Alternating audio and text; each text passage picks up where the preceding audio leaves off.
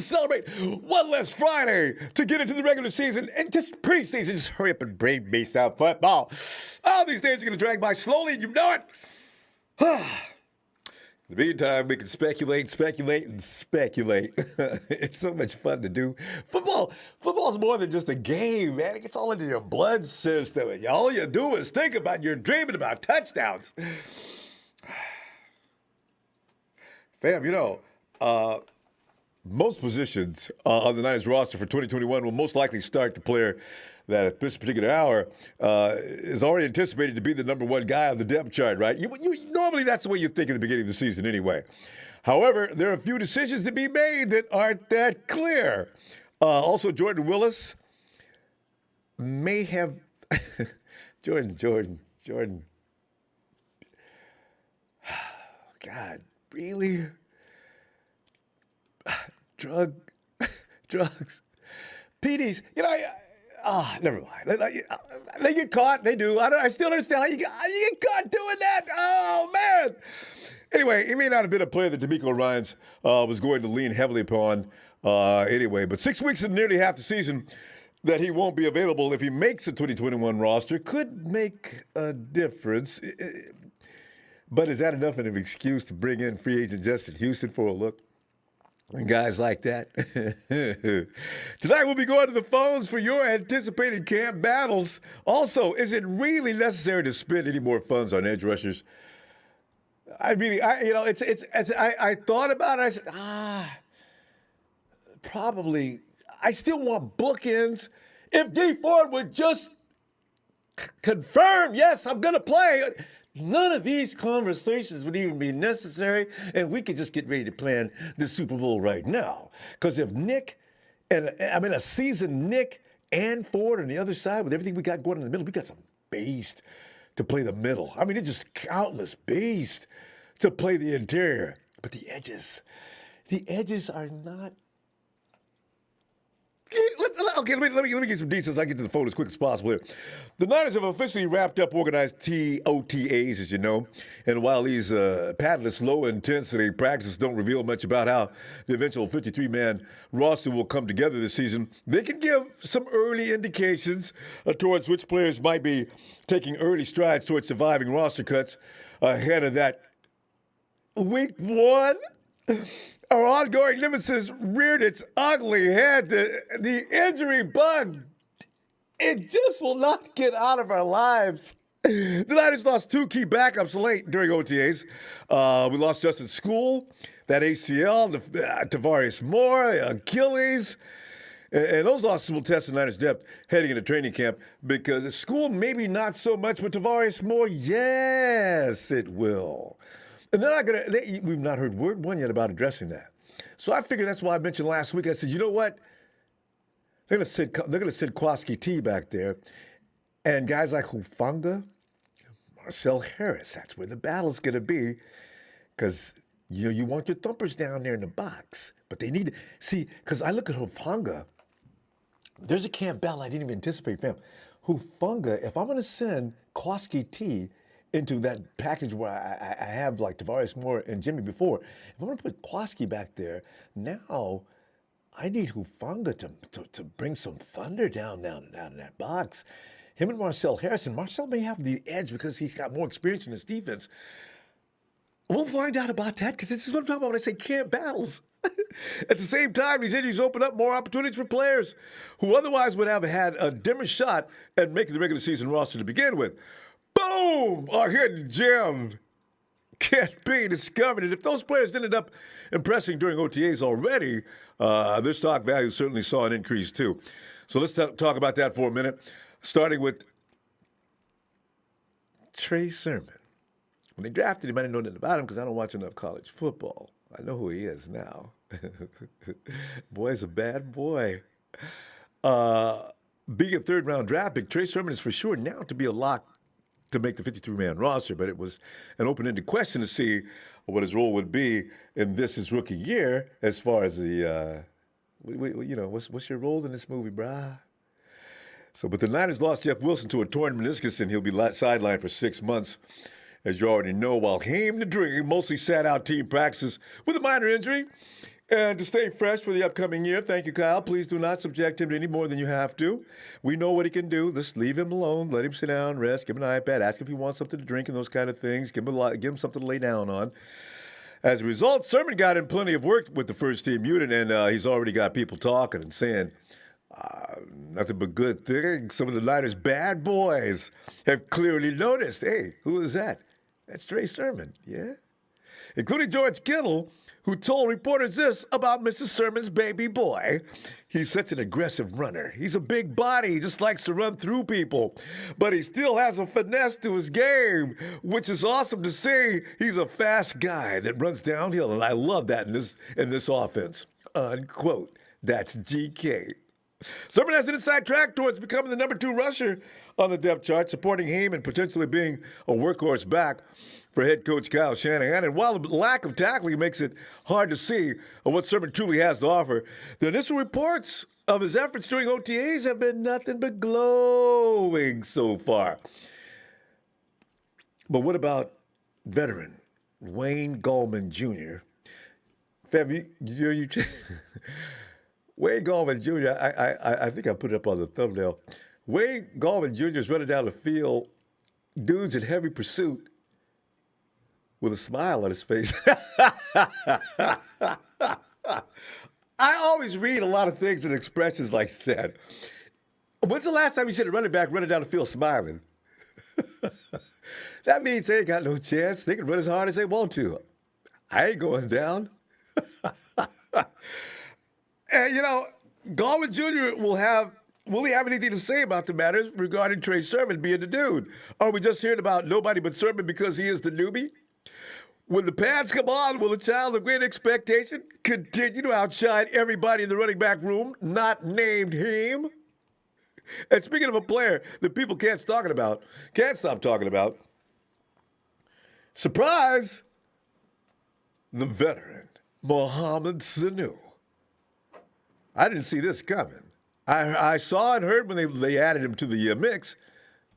Didn't think much of it. He was, the Niners' number 3 wide receiver spot on the depth chart is wide open in the wake of KB's departure via free agency to the Patriots earlier this offseason, as you already know. And on one hand, there's no clear-cut answer to fill that void. But, you don't know what you got till it's gone. You don't know what you got. You see, here's the thing. A lot of people said nasty things about KB, attacked him on social media and stuff like that. But the point is, you need what he brings to the table. Now, somebody's got to pick up that void. Who's it going to be? Oh, man. Yeah. Yet on the other, a couple of players are emerging as top candidates. 2 are standing out the most. Our second-year dude, we wanted him last year. We just couldn't get him to be healthy. Juwan Jennings and vet Mohamed Sanu, they just tore it up. These past few weeks, OTAs, that's all they did was kick butt, take numbers. Looks more, but Sanu he had a brief stay with the Niners last year, as I just mentioned, but looks more immersed in the offense during this year's OTAs. You do remember Grant Combs' observations. Grant, one thing, when Grant says something good about somebody, you damn well better believe it, because Grant, he is not famous for saying good things about players. If you're marginal, Grant will probably lean more towards you suck. So in this case, here's what Grant had to say about Mohamed Sanu. Led all players with 5 catches during scrimmages. Sanu is only 31 years old and seems motivated to win that number 3 receiver job, because it's wide open, and as of now, he seems like the favorite to win it. His only healthy competition is Juwan Jennings, who spent last year on the practice squad. Sanu was a low-risk addition during the offseason that was possibly brought in to help mentor some of the younger wideouts on the Niners roster. So far, Sanu be like, I was unquote already. Sanu, I'm thinking Sanu be like, I know I'm here to party to the Super Bowl. Yeah, talking about, man? Give me the ball. Let's go. So it's looking more and more like Sanu, who played under Coach Shanahan with the Atlanta Falcons in 2016. Could be that Sanu could carve out a spot for himself on the 53-man group by the time week one rolls around and a roll. Somebody's going to have to stop him. Who's it going to be, Jalen Hurd? Where you at, man? If Hurd is secretly fine and ready to roll, fam, because ain't nobody talking about Hurd. The questions are rolling all the time. What do they say? We're especially John Lynch with a big smiling face. No, we're encouraged where Jalen is right now. John, specifically, can you give us any more details as to what we can expect from Jalen? No, trust me when I tell you we're encouraged by his progress. That we're thinking good thoughts, John. John, can we have a cup of coffee afterward? Maybe we can talk more about this because I see you're not gonna tell anybody anything in front of all these people, okay? Because John Lynch, John can run for political office. He is so good with the face, man. This dude can be saying things and ain't saying nothing. And whatever question you ask him, you still have a question after he answered it. And John's got that big grin on his face and he keeps moving. John, boy, as I say, Jalen Hurd could be secretly fine and ready to roll. He could be that weapon the 49ers roll out suddenly. If Shanahan finally realizes that Richie James actually can play football, is a dude, Trent Sherfield, more than just a special teams athlete? Is there a battle here, and who will it be, is the question. We know about Travis Benjamin. I don't know. Is he bringing enough heat to actually make, because nobody's talking about him. I mean, these guys are hurt, though, and I guess we got to wait. They're saving themselves for camp. I think that's when the cream will really rise to the top. Does Sanu, does Jennings, do they both continue to be that cream floating around on the top of that room? Debo and Ayuk are already in. That's the bottom line. And Jalen Hurd, it's his job to lose, but he can lose it. Could be that the Niners might need Sanu's presence beyond just his veteran leadership. Edge rusher depth equates to defensive line strength and energy. Fam, rotational troops are what made the Niners a devastating and overwhelming force in 2019. You and I both know that. We sit back and laugh at the beginning of the games, especially game 2. Andy Dalton looked up, cocked his arm back, and our aircom said, "Hi, Andy, how you been doing?" What? We start the game off with a sack on defense? And from right there on, the book was starting to be written. The 49ers are going to be one of the best defensive fronts in the NFL. That's all there was to it. The Jordan Willis exit could have an impact if he was a part of the plan. If I'm understanding, Kasurik did like him a lot, too. So it could be that the wide nine, Kasurik had plans. So could his not being available give reason to fake some players to the IR or just go ahead and cut them? You know what I'm saying? Hey, this is business, man. We got to win this. We lost time last year, valuable time. We should be working on ring number 7 this year. Atlanta Tony, he wants to see Justin Houston put on a Falcon uniform. I was just watching clips about him the other day. I just says, okay, you know what? I didn't know enough about this dude. How old is he supposed to be? And he's moving like that? Damn. So I'm thinking Houston's probably the best bet. Most realistic option for the 49ers if they're serious about helping out Nick. I know I like Ibukum. I just don't know what he brings to the table. His stats say that I'm an extra added piece. So maybe I could be wrong, and I hope I am. Because I'm not sure we're not going to get Houston. It sounds good, but I can't imagine it. I wish it would. Houston had 8 sacks in a full season with the Colts last year.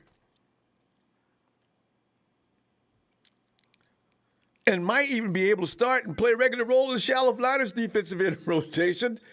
The problem is Houston may be looking for something more than just a backup roster spot, and probably that means more money. We don't have any money. You got vet minimum cash and that type of thing.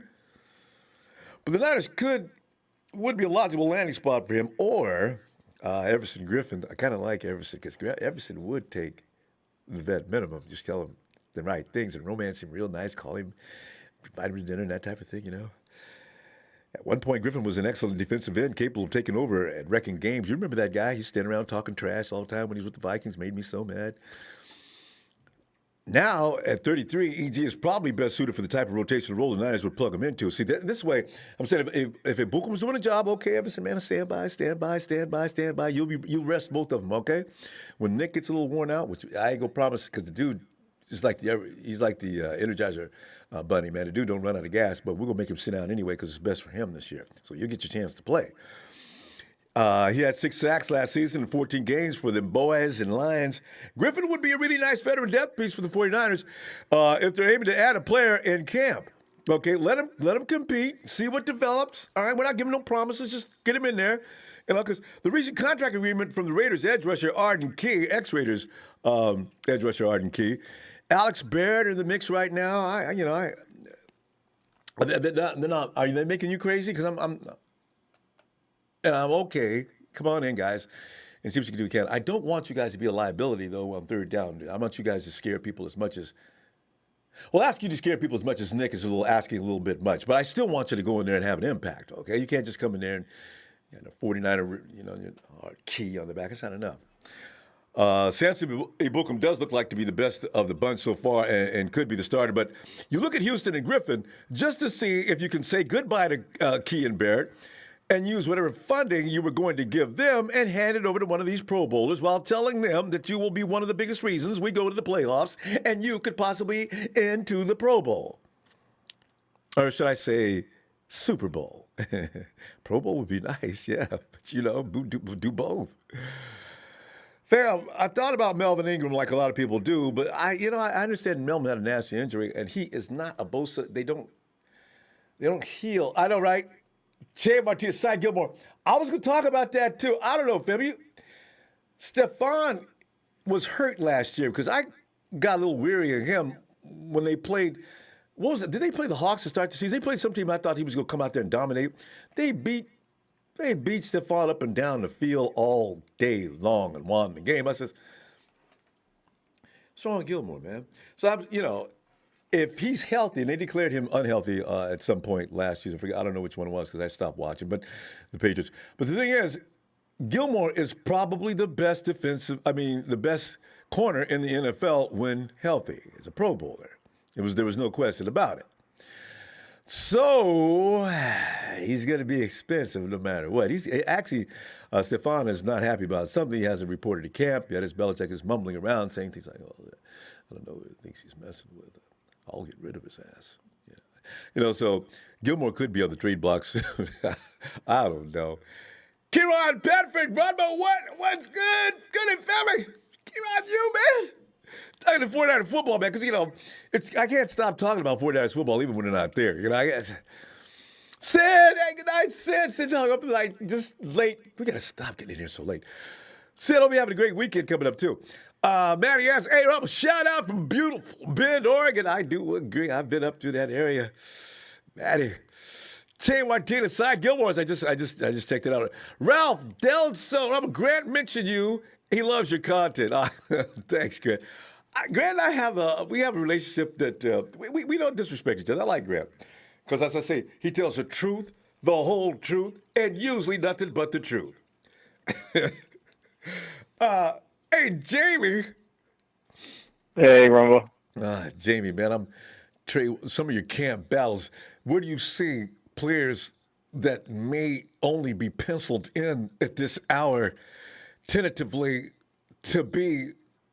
What do you say? Previews. Oh yeah. Why do you say those my favorite movies? Previously on 49ers camp battles. You got Trey Sermon out there kicking butt. Go ahead. I'm sorry. Go ahead.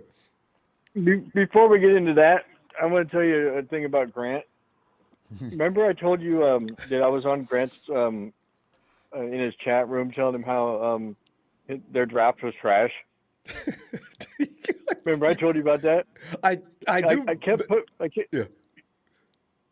kept putting in Jacob Harris, dude. What are you guys doing? Jacob Harris. And that's the guy that the Rams picked up. Okay. And that was one of the three fast guys that I wanted. That was the only three people I was looking at. Oh, so now after we've been talking about it on here, Ronbo, now Grant Cohn was talking about Jacob Harris the other day, and I'm like, what, dude?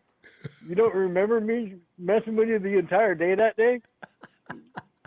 You know, that was a good find on your part, though. I didn't. Yeah. Nobody knew about him. Yeah, but I don't know. But I don't. You know what I don't understand, Jamie? Why didn't anybody? He went what round? That's a late for his Fourth, I size think. and speed.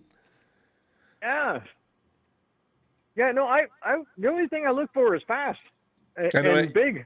You and me. Yeah. I don't even care about the Yeah. big. I just want fast. Give me a 4. I need 4.3, 4.3, 4.3. If he's nearly 6 foot, oh, good. But if he can run 4.3, I need that.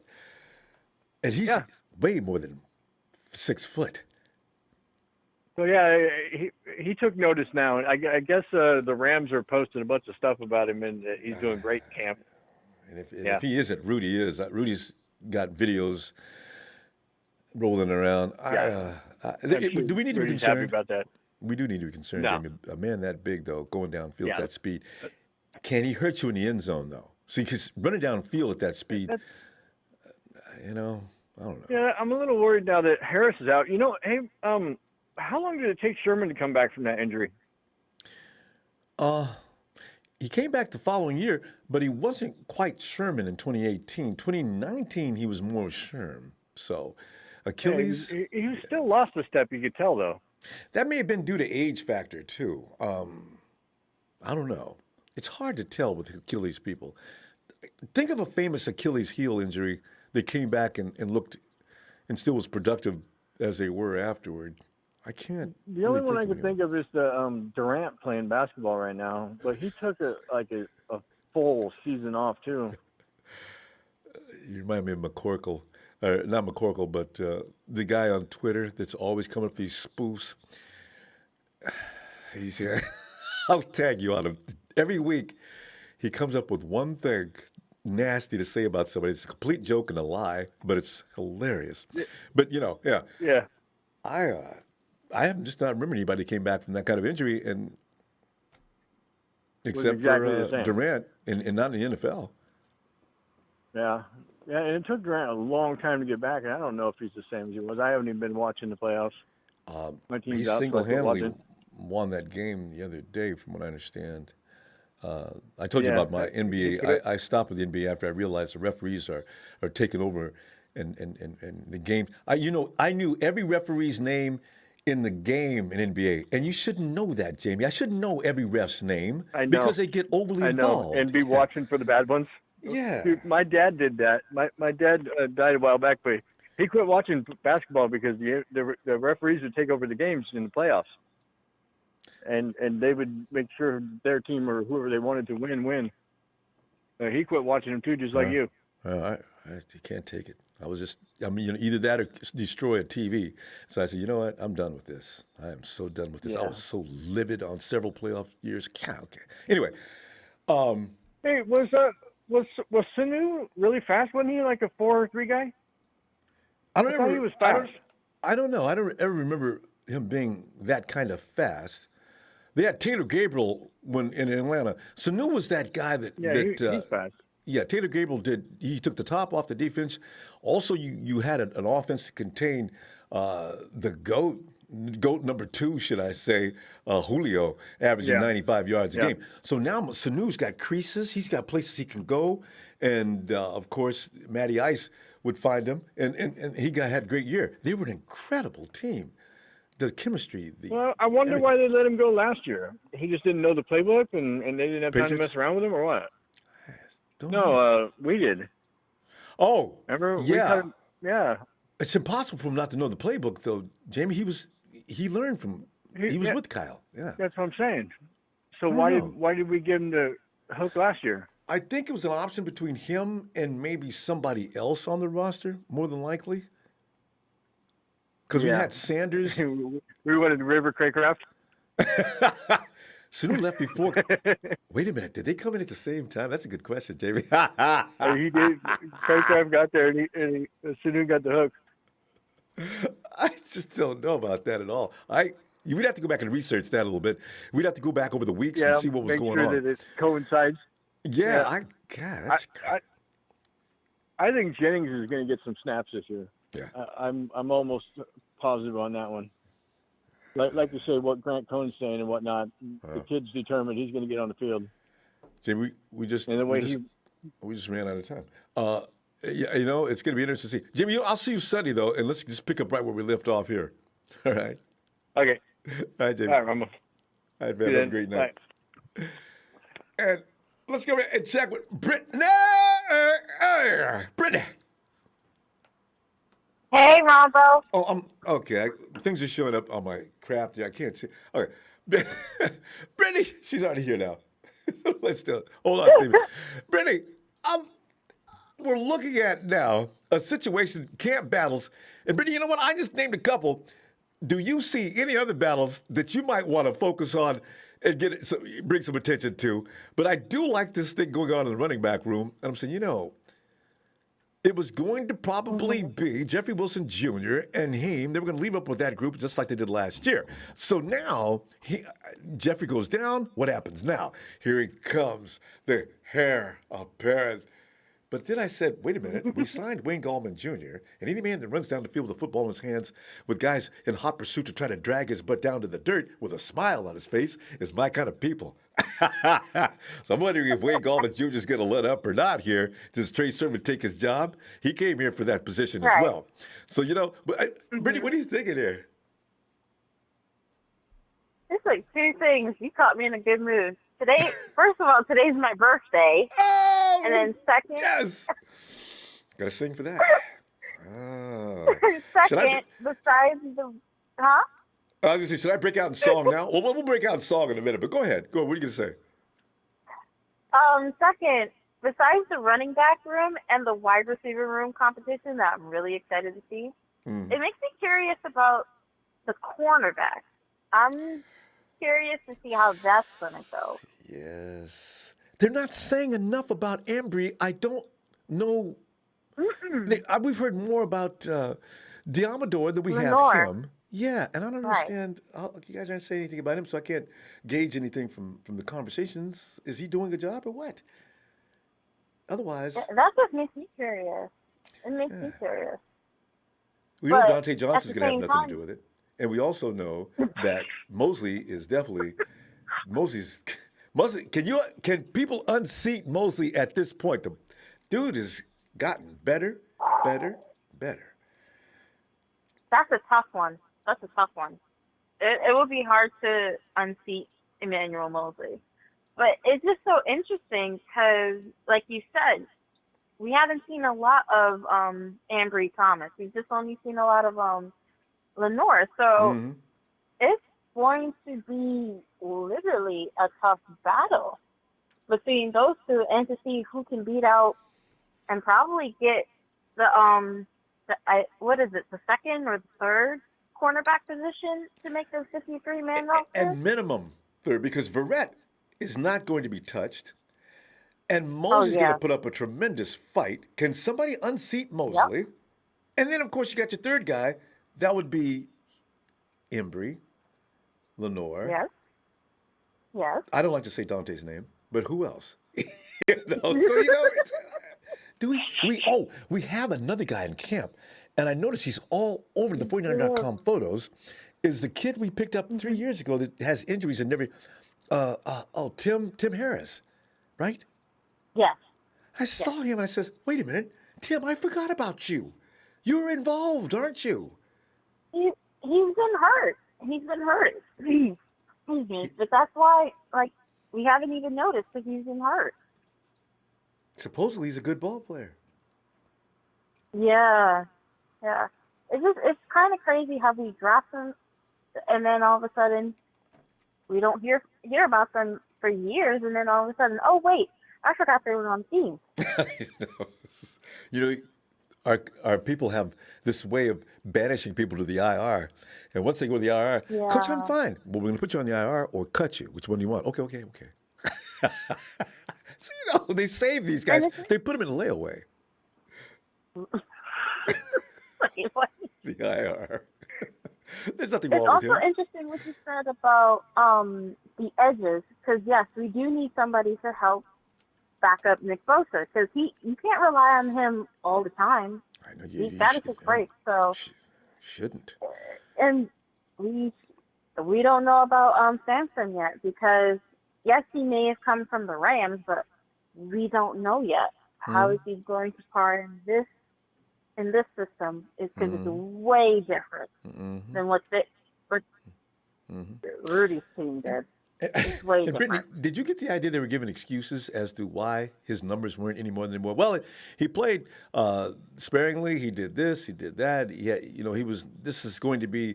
He's not going to have to read and react as he did in Los Angeles. They just want him to just be savage. I said, well, that sounds good and all, but I like numbers. Yeah. I need to know. So, I don't know. Like, is he going to be explosive? That's what I want to know. Because I feel like when he was down there, they didn't use him that much. And it's like, I need to know if he's going to be explosive, but different. Who played on the edges last year with the Rams? Yeah, see, that's why if he couldn't beat them out, I wonder. Wasn't one Hyder before we lost him to Seattle? No, I mean for the Rams, who played the edges. Oh, for the Rams?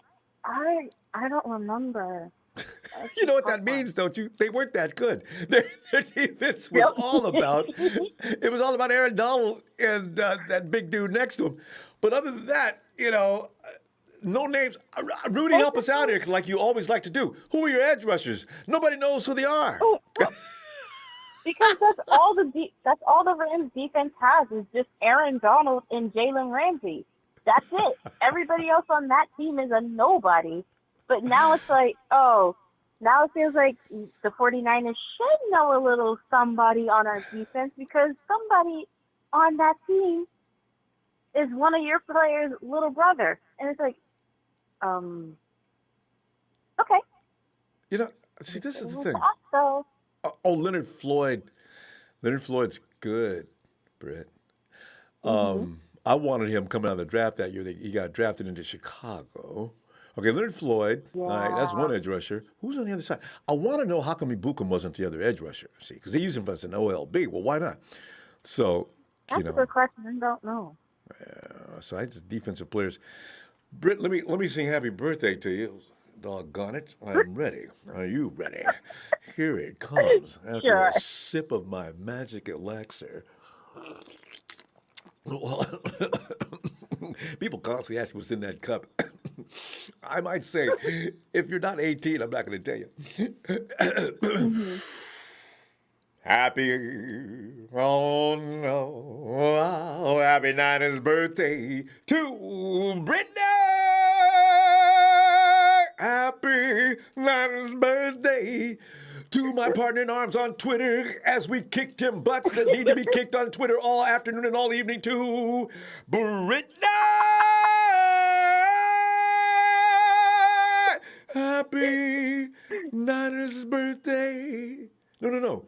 Happy Niners!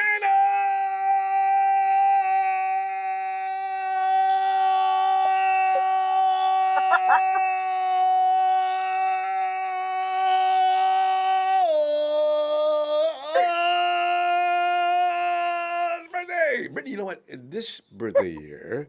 Thank you. Definitely, you're so welcome. Definitely going to be in the playoffs, and from there, we're going to do some damage. Wouldn't it be great, Britt? This is your birthday year for that SB.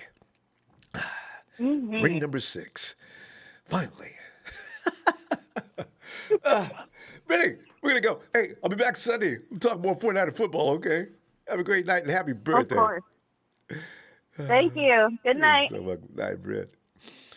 And there he is, John, 49ers Ultimate Report, Ronbo Sports Rules. There is Niners all day. Thanks, John. Let's get over here. Hey, 49ers Ultimate Report.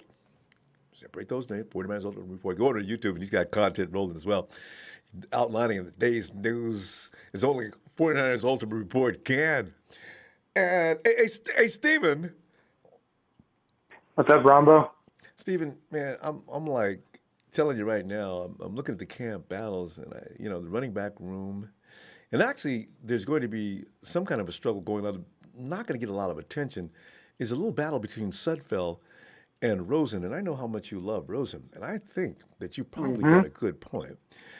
And then you got Richie James and company trying to stop Mohamed Sanu. And that's a look I know, between right? Jennings and Sanu, right?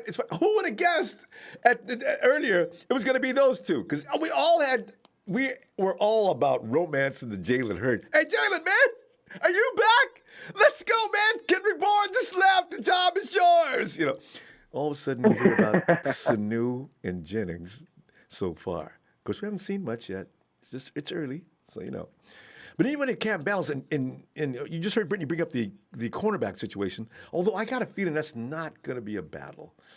I think Mosley. I think it's going to be Verrett and Mosley. I don't think he gets. I have a good feeling it's going to be Verrett. I think it's going to be Verrett too. It's going to be a strong after what he did last year and what he did for the 49ers. He's going Definitely Verrett, but who's the other guy?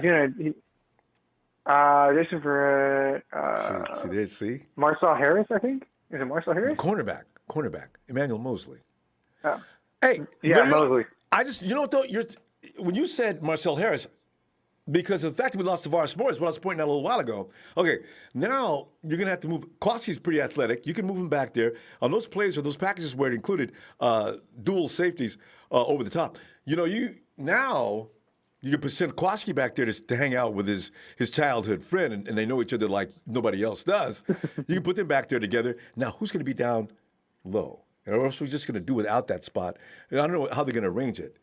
But I see Hufanga versus Marcel Harris. Yeah, I do see that coming up for a number of reasons. Yeah, I think because I've been kind of like thinking about that too.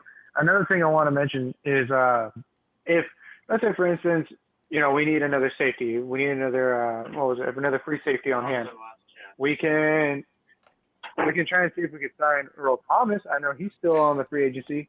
I mean, yeah, granted, he's older and he might be a little bit more toxic, but I mean, it's worth a shot because in order to get Stephon Gilmore, we have to trade for him. He's not just, here's a little bit of money here. And, I know.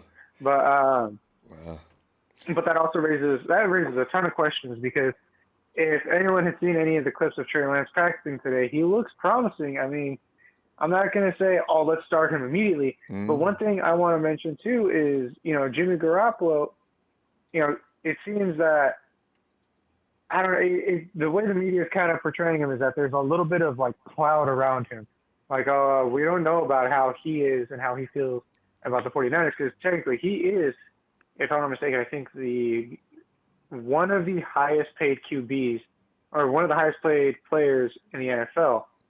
And, we're kind of choking ourselves with that one, especially with the recent injuries and everything that we have. Not as far as quarterbacks. Not as far as quarterbacks go. Jimmy's down lower on the list now. His pay is like cheap.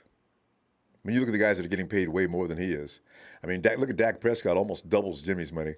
So yeah, Mahomes, all those guys, Rodgers. Jimmy's not the highest paid quarterback anymore. So yeah. Yeah, I thought Mahomes didn't Mahomes restructure his contract. Yeah, I think he did. Yeah, he did. Kicks in this year. They restructured it for last year. I think Mahomes starts to get paid starting now. Because I think his contract expired this year. Whenever that contract expires, Mahomes starts to get paid. That's true.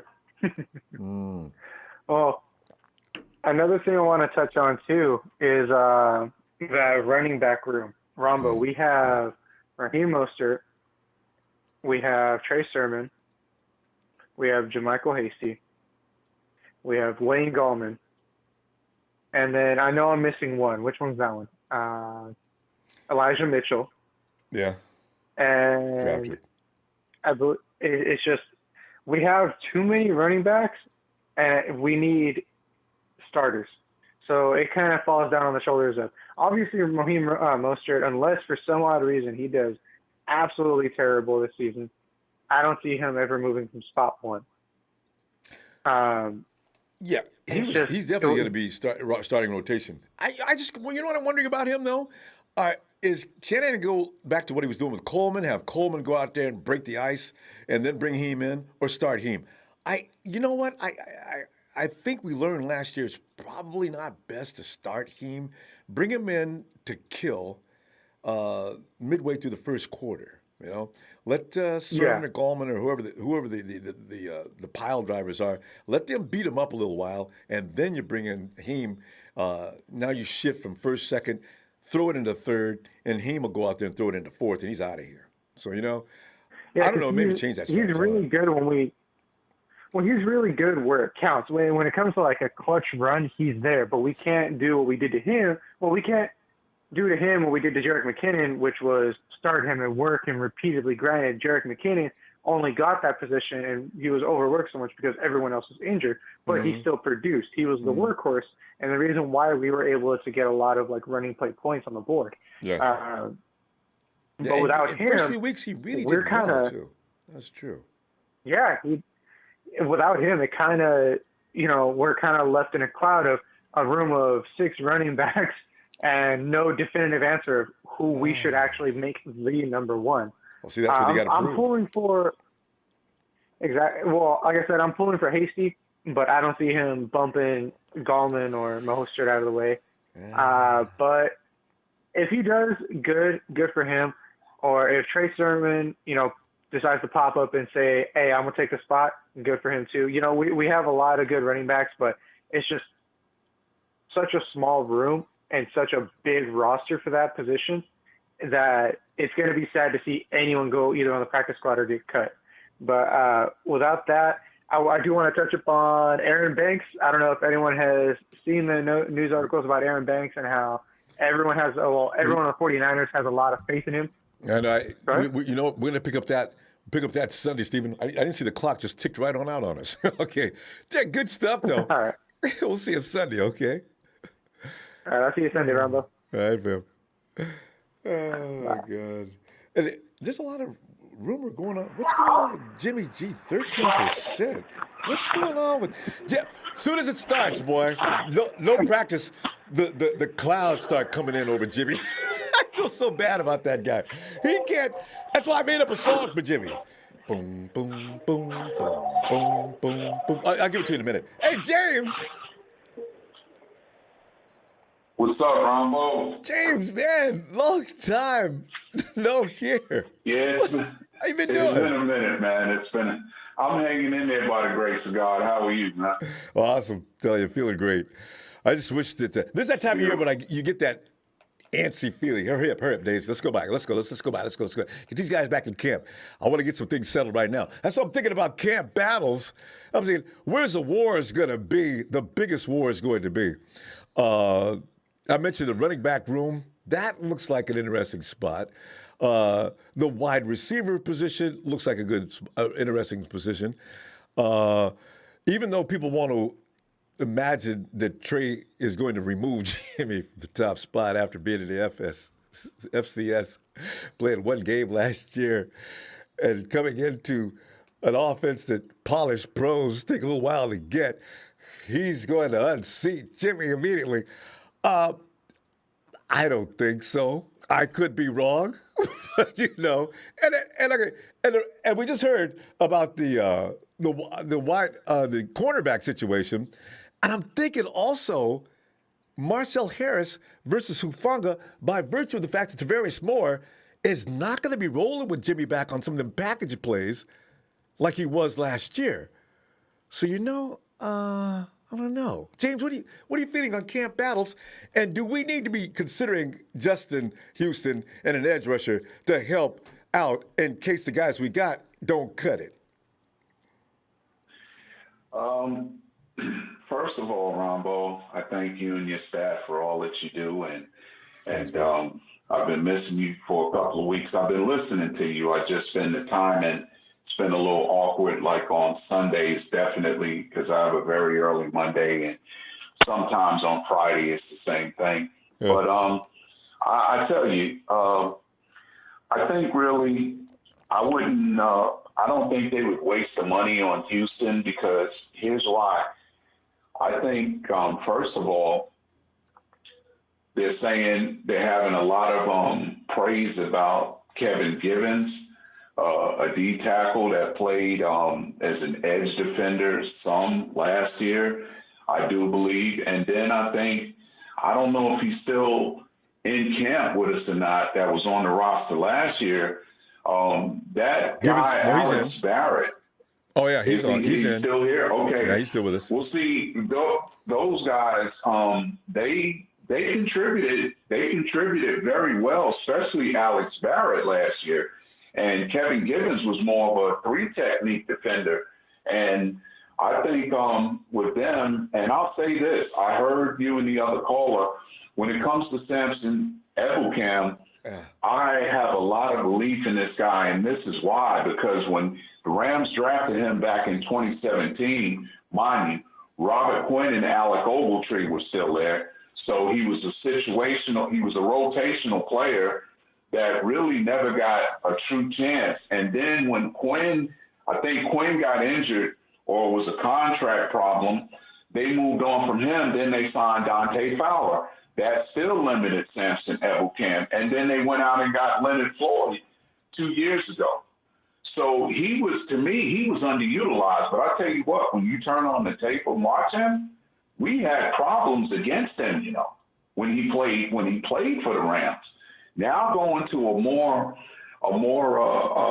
talented defense, and I think this defense this year, it's a lot of things going to take place that can play into our favor, like with even Nick Bosa coming back. I think I wouldn't expect the team to turn him completely loose or give him a limited amount of plays, because I believe moving Eric Armstead back into the inside. Yes. And hopefully we can get D Ford, because Armstead and Kinlaw, mind you, in 2019, that's why that defense was so stout up front, because of Buckner and Armstead in the middle. Okay, and Armstead is moving back there. Now, Javon Kinlaw, to me, going into his second year, I might be saying a little too much, but I think Kinlaw might even be better than DeForest.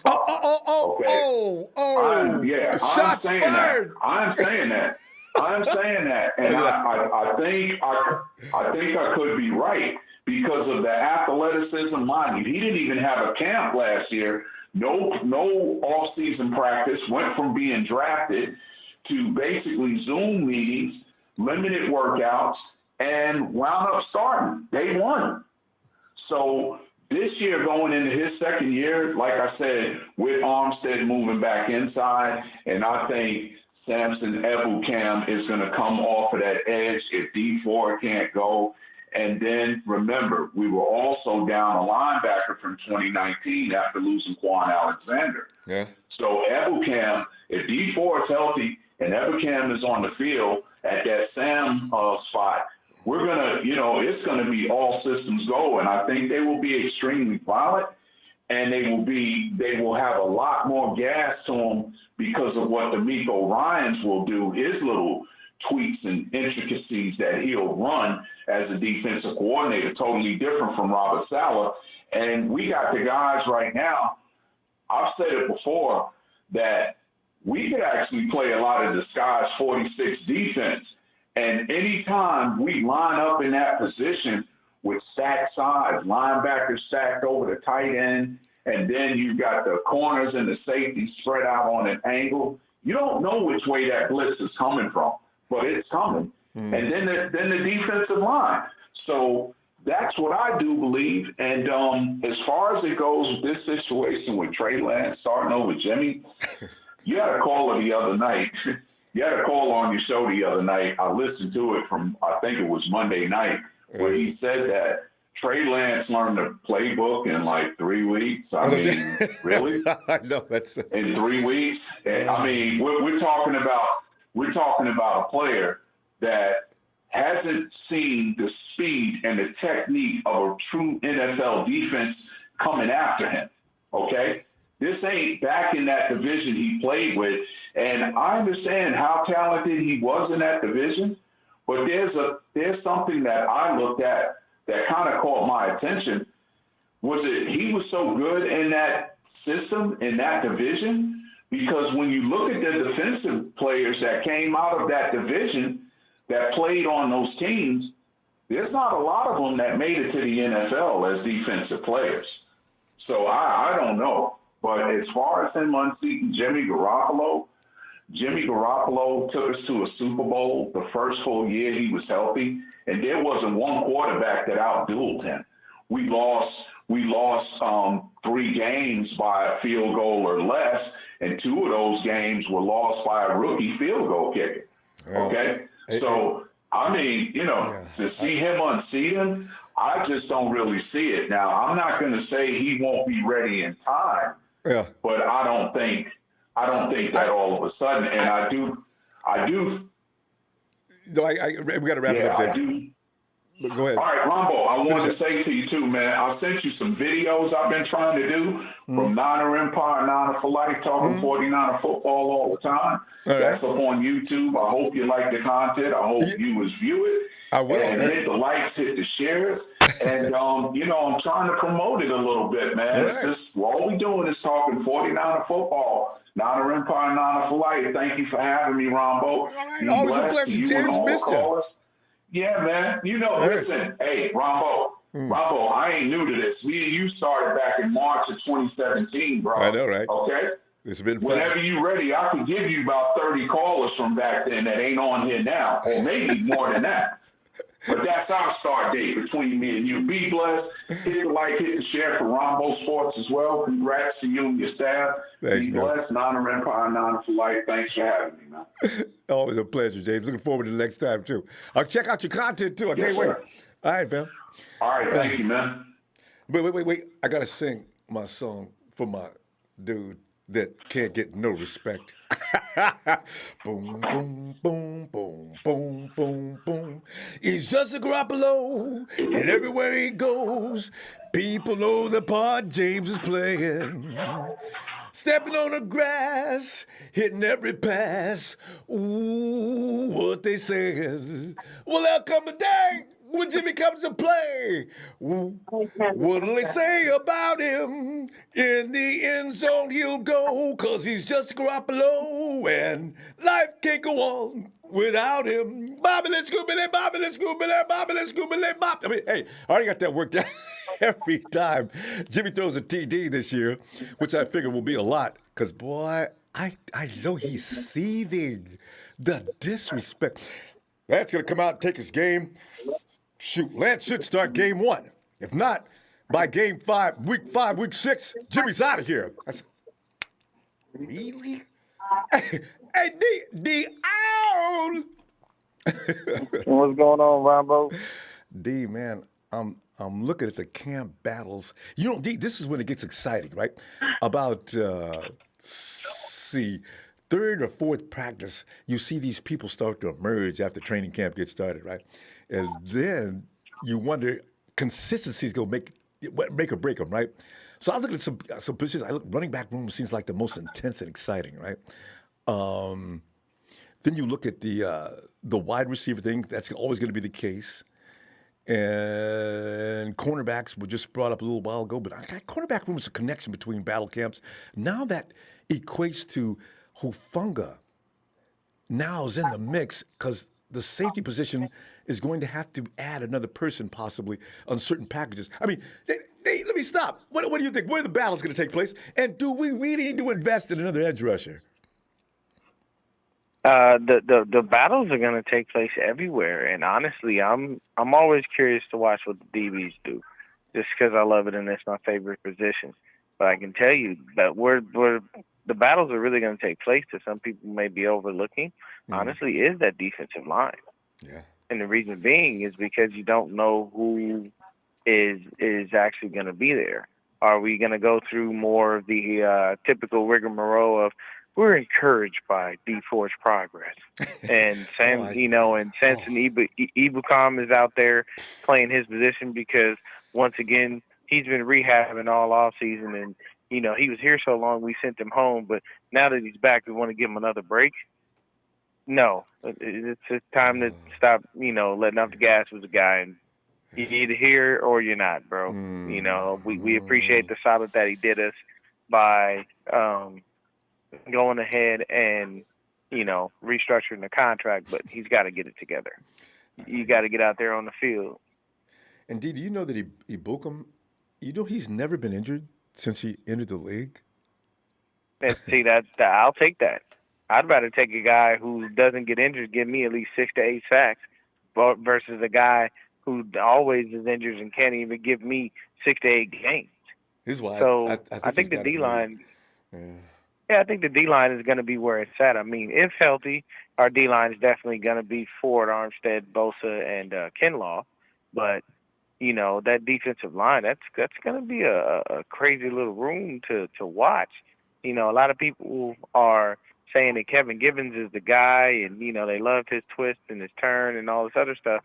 But my issue with Kevin Givens is, why is it that we always talk about Kevin Givens and then we don't ever see him?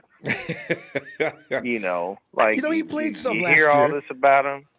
He played a little bit last year, but all of the flashes and everything that everybody was saying, it's like, okay, I mean, he probably had some QB pressures, but nothing turned into sacks. And I know last year was a wash due to injuries and whatnot, but I'm looking at that defensive line, and I'm going to pay close attention to Hufanga, because I feel like possibly this kid may actually wind up, he may wind up being one of the next great special teams players. Because he said that in his interview. He said, I'm going to start being special teams player of the year. Hufanga. Oh, Funga. Yeah. Oh, God. Yeah, that guy. Yeah, he said, so I appreciate it. His I attitude's in the right place. And I mean, hey, he's like, look, I'm going to start from the ground up, and once I get where I'm going, y'all ain't going to be able to stop me, so I can appreciate that. But the D-line is where I'm curious to watch, because the rotation is what I want to see. It's like, okay, I already know who the starters should be. Who are the guys that are going to be spelling these guys and giving them the time to be able to move around, do what they need to do, and still be able to produce. Because with what DeMeco's talking about doing, he's like, look, man, basically these DBs better be, solid. And that's going to work, basically, because I'm sending everybody. I'm sending the house at you. So don't think that my defense is finna be light and we're going to be chumps. Nope, I'm coming at you full speed, and there's probably going to be, instead of just rushing 4, we might rush 6. There's so many ways and I don't mind that. I like aggression. DeMeco's going to be doing those kind of things too. You know it. And that's the beauty of it, man. It's like, yes, Fred is one of the most willing tacklers ever. Like, he knows how to wrap up. He doesn't. I hate people. You know those people that when they tackle, they just hit you and think because they hit you, you're gonna go down. Yeah. That's the worst tackling ever. Wrap up, bring the guy down. I mean, heck, if you're tripping a dude as you bringing him down, it doesn't matter. As long as you're stopping his feet from moving, that's what it is. So if you send Fred on a blitz to go get the quick, you don't think he's gonna wrap that dude. There's only a few select quarterbacks that are possibly gonna get away, and that's Russ and Kyler. If they get away. Because and they better have the right angle to get away, or else your Fred's got him anyway. And Kwaski T, same thing. A quarterback does not want Kwaski to tackle you, because Kwaski or takes Jimmy it personal. Yeah, Ward is. Yeah, or Ward. But he doesn't hurt you. Remember Kwaski put that suplex? No. Who was that quarterback we played against? Kwaski had him down, but instead of just taking him down, Kwaski decided to take him across his body to the other side and then body slam him. I thought for sure he was going to get his flag on that play. Ref let it go. I was so happy. It's crazy, a flag, man. We do. You gotta remember, like, those guys do stuff like that, and that's the thing. Well, that's what I mean about having, guys like Fred in there, guys like Dre in there. You're not gonna get away from dudes like that unless they wind up over pursuing. Yep. The only, like I said, the Kylers and the Russells and the Lamars, those guys can hurt you because they can make you miss. But Kyler has been known, when he sees dudes a little bit too big coming, he'll sit on down. No, I ain't finna get hit. Look at it like this. If you're Kyler Murray and Javon Kinlaw is coming at you full speed and you have no escape, do you really want to take that hit? No, man. No, I don't want Dudes no. bigger I than don't Kyler want no don't need to take that hit. Yeah, I'm like, nah. I'm telling you, if I see Javon Kinlaw coming to me, I'm just gonna sit. I might even hand him the football. It You didn't know, go that way. and tell it. Wait. You know, before you get there, just go ahead and communicate with him. For real, yeah. Coach is gonna pull you. Yeah, as you see him. Yeah, as you see him coming, hey, you know, man, I thought we was friends. Please don't hurt me. And you know, Coach, get on the bench. Gladly, you get out there and let that mountain of a man try to come tackle. And then fall down on you with all that. With a six-pack. That's not humanly possible. Yeah, Leave me out of time. Gotta I'll go. tell you what. Be looking forward to hearing from you as soon as possible. Missed you the other day too. As a matter of fact, I always know when I miss you, D. You know what I'm saying? So you know. Oh yeah, man. I'm always here, Ronbo. And thanks for the platform. Have a good evening, brother. You too, fam. Niner Gang Podcast, my dude D. Ow! And hey, give my best to Jasmine, of course. I heard her talking to you before you started. Oh yeah. She's always right here. I'll tell her. All right, fam. Have a great night. Bye. Great weekend too. All right. You too. And I'll be bringing him in here now. It's John's favorite dude, 49ers Ultimate Report. It's Norm, of which we will ask, Norm, what time is it? I don't know my watch is even going to say. But it's Niners all day. Not even the Callaway. I'm in the Callaway. That's where I'm at. I'm in a whole different sport. Summertime. It's golf season right now. It's golf, fishing, baseball. I'm just kidding. Wait, Norm, Happy Juneteenth, everyone. Ball. I'll be balling. I'll be playing like I'm balling. I'll be playing like I'm balling. I mean, golf is that game. Like, I feel I like really Happy Gilmore. I just knocked the bejesus out of the ball, and then you were supposed to try to target that shot. What do you mean target the shot? Right. So what is the topic? Speaking of balling, we talking about these Niners balling. Like, so what is the topic about balling? The campground battles, Norm. You know, the thing is, and I suggested the running back room is going to be a battle. That's going to be a battle royal. The quarterback situation Brittany brought up is, it's going to be one. The wide receiver thing is, everybody knows that wide receiver thing. When you see that Jennings and also Sanu are getting the most votes, you think, is that going to change? Is Sanu going to be the third man?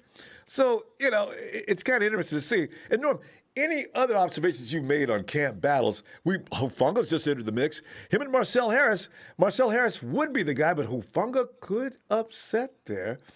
And, I think for one, first of all, Hufunga probably will upset. I mean, I won't say upset.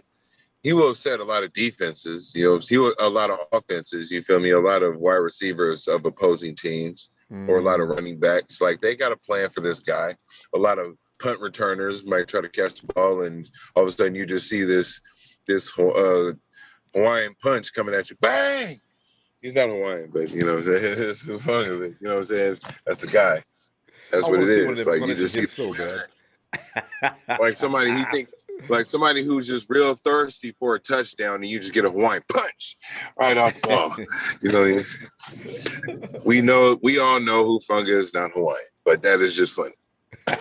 No, that's a good competition. No, that's the one that's the most, that is the most overrated. The one that's just the most hyped up too much is the quarterback position to me. Y'all gonna be mad at me. Y'all gonna be mad at me. I swear, because I was so happy that got Trey Lance. That's the future of the squad. That is the most slept on room right now. That is the most overrated, hyped up room right now. The most slept on room right now is the line. Is the lines. The trenches. It's in them trenches. Got to figure out who in the trenches, because that's where the game is won, is in the trenches, offensive and defense. Every week. And then the secondary, that's the most slept on one. And with the running backs, though, I'm thinking that's going to be like a rotation. That's a heavy rotation right there. Though? You got a large How many running. who? The Cal Shanahan's limitless. What are you talking about? Okay, Even so Shanahan went out with and ran the ball a couple of times, right? and that's DeMeco Ryans is trying to be the Kyle Shanahan of defense. Like, I'm scared to see what that looks like. I know you're right Will to it be choke curious in the about Super that. Bowl? I Will wonder. it choke in the Super Bowl? I'm just kidding. I'm kidding. 49ers fans, faithful. I'm kidding. We don't. It's happened. They cheated us. I know. Anyway, no, look. But don't DeMeco get me Ryans started on and that. Kyle Shanahan, I think they got something up their sleeve. And I think the competition really is who will win the Super Bowl. Will it be the offense or the defense?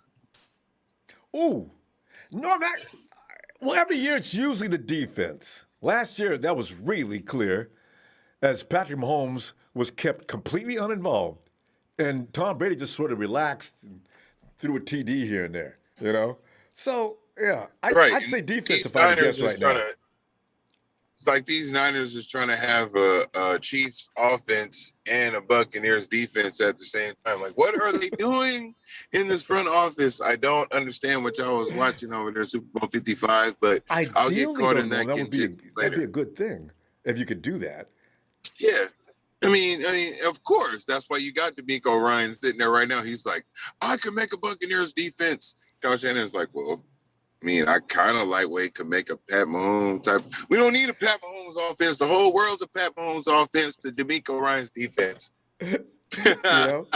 Read between the lines, guys. Pat Mahomes boys and all y'all. Y'all think we gonna come out here and we just talking trash for nothing, bro? Like, this team is set up in all cylinders, bro. And that camp, all the competition, everybody and players is just, the competition is ready because everybody needs to compete at their best. So that when the season starts, every man is ready to step up when their number is called, whether it's number 2, whether it's 22 or 10, number 5, 55, 65, whatever the fives, it don't matter. I don't care if you're wearing a FUBU jersey. If you're on the 49ers and your number is called, you need to be out there. You feel me? Ready to score a touchdown. I got a FUBU still hanging in the closet. You know? No, you don't. I do. I won't throw it away. I want to throw it away, but I said, you know what? I don't know. I'm never gonna wear this, but I can't throw it away. I don't know why. Like, I don't know what public setting you can step out of and be accepted in that jersey. But put it away somewhere. Like, come on, bro. I don't know how much time I have, but I just want to have the time to sing a song. Yeah, sing a song about hanging up that jersey. Because that's all I gotta say. As long as I don't get caught in it. I'm way out the way. And it's Niners all day.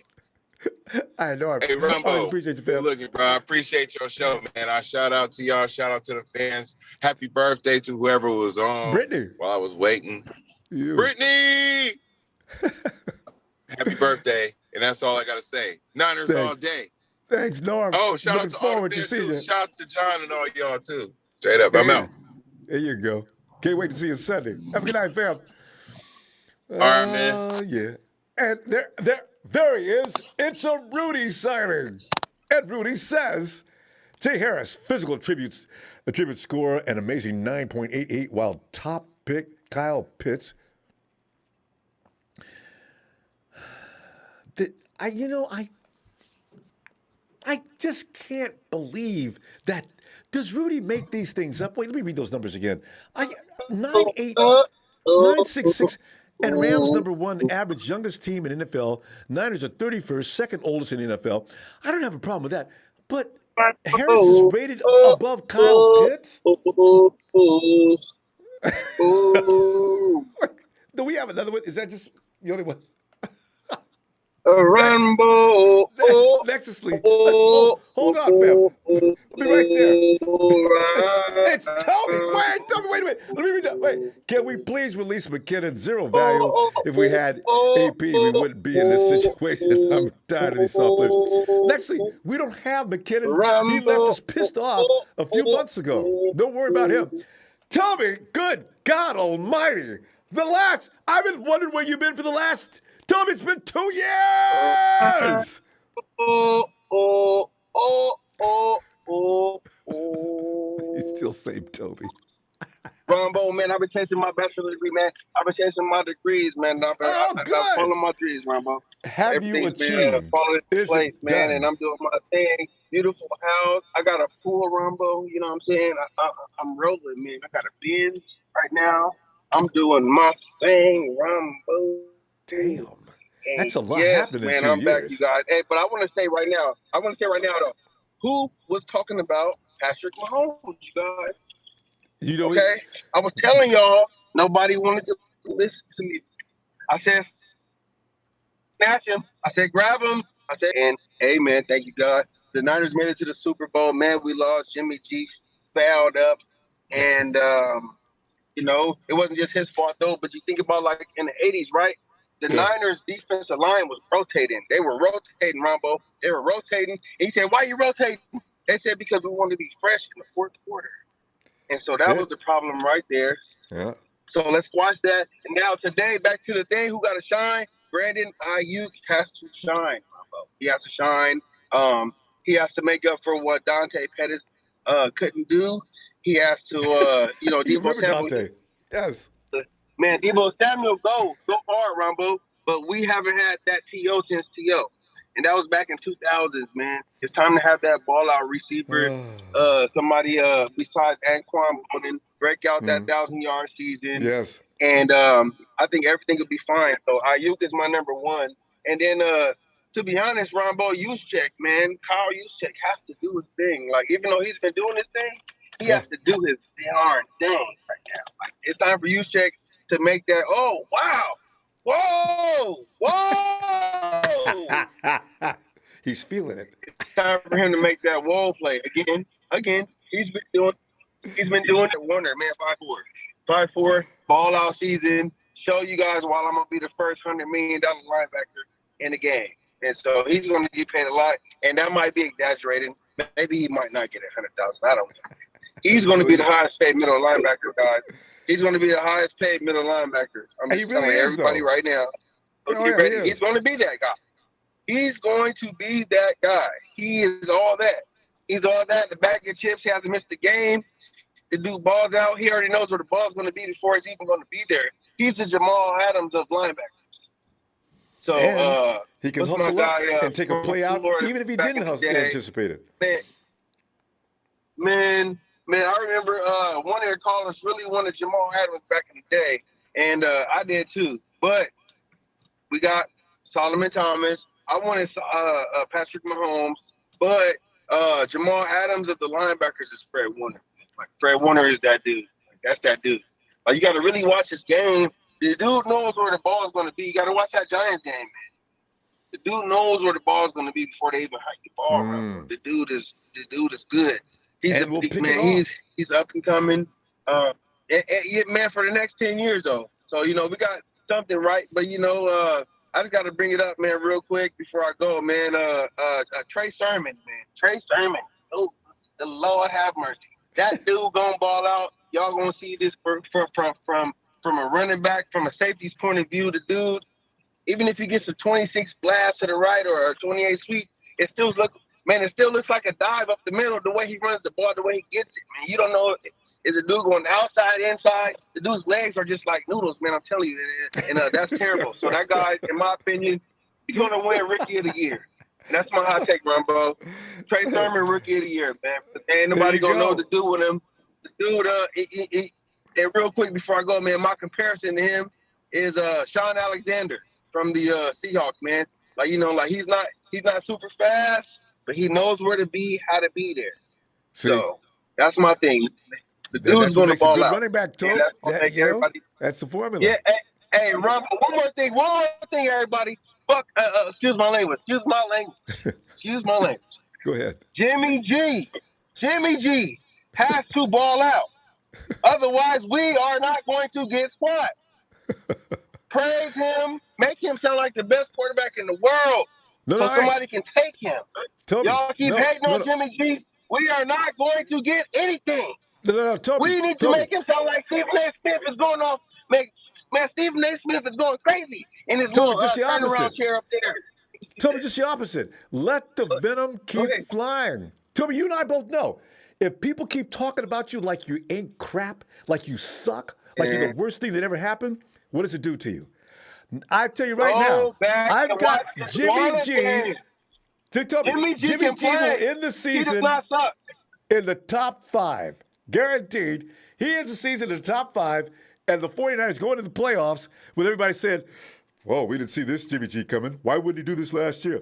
People don't understand. When you're injured, you just don't play the same. So, they're still going by that. Ronbo, you gotta really watch the game, man. Like, don't watch the highlights. Go back and watch the New Orleans Saints game. Go back and watch the New York Giants and San Francisco 49ers. Go back and watch that game, though. He can play. Man, the dude didn't miss any passes. It was not on him, man. It's everybody coming ran out up. of steam. The D-line, Ronbo, ran out of steam.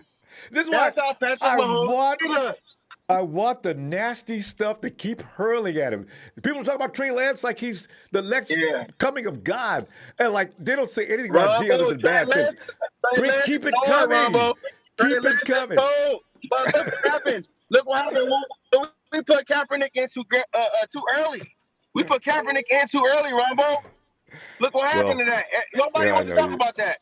You gotta be careful too with that. early. Cap is the only one that said, man, Cap ain't ready. Cap ain't ready. He's Steelers fan. Cap ain't ready. And look what happened. Go. Wait till the dude is ready, man. Tell me we gotta go. Wait till the dude is ready. He's will. gonna ball out. Kyle's not gonna put him out there before it's Jimmy time. G is the best right now. Jimmy G is the best.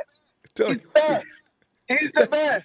Ronbo, I gotta go. Later, gang.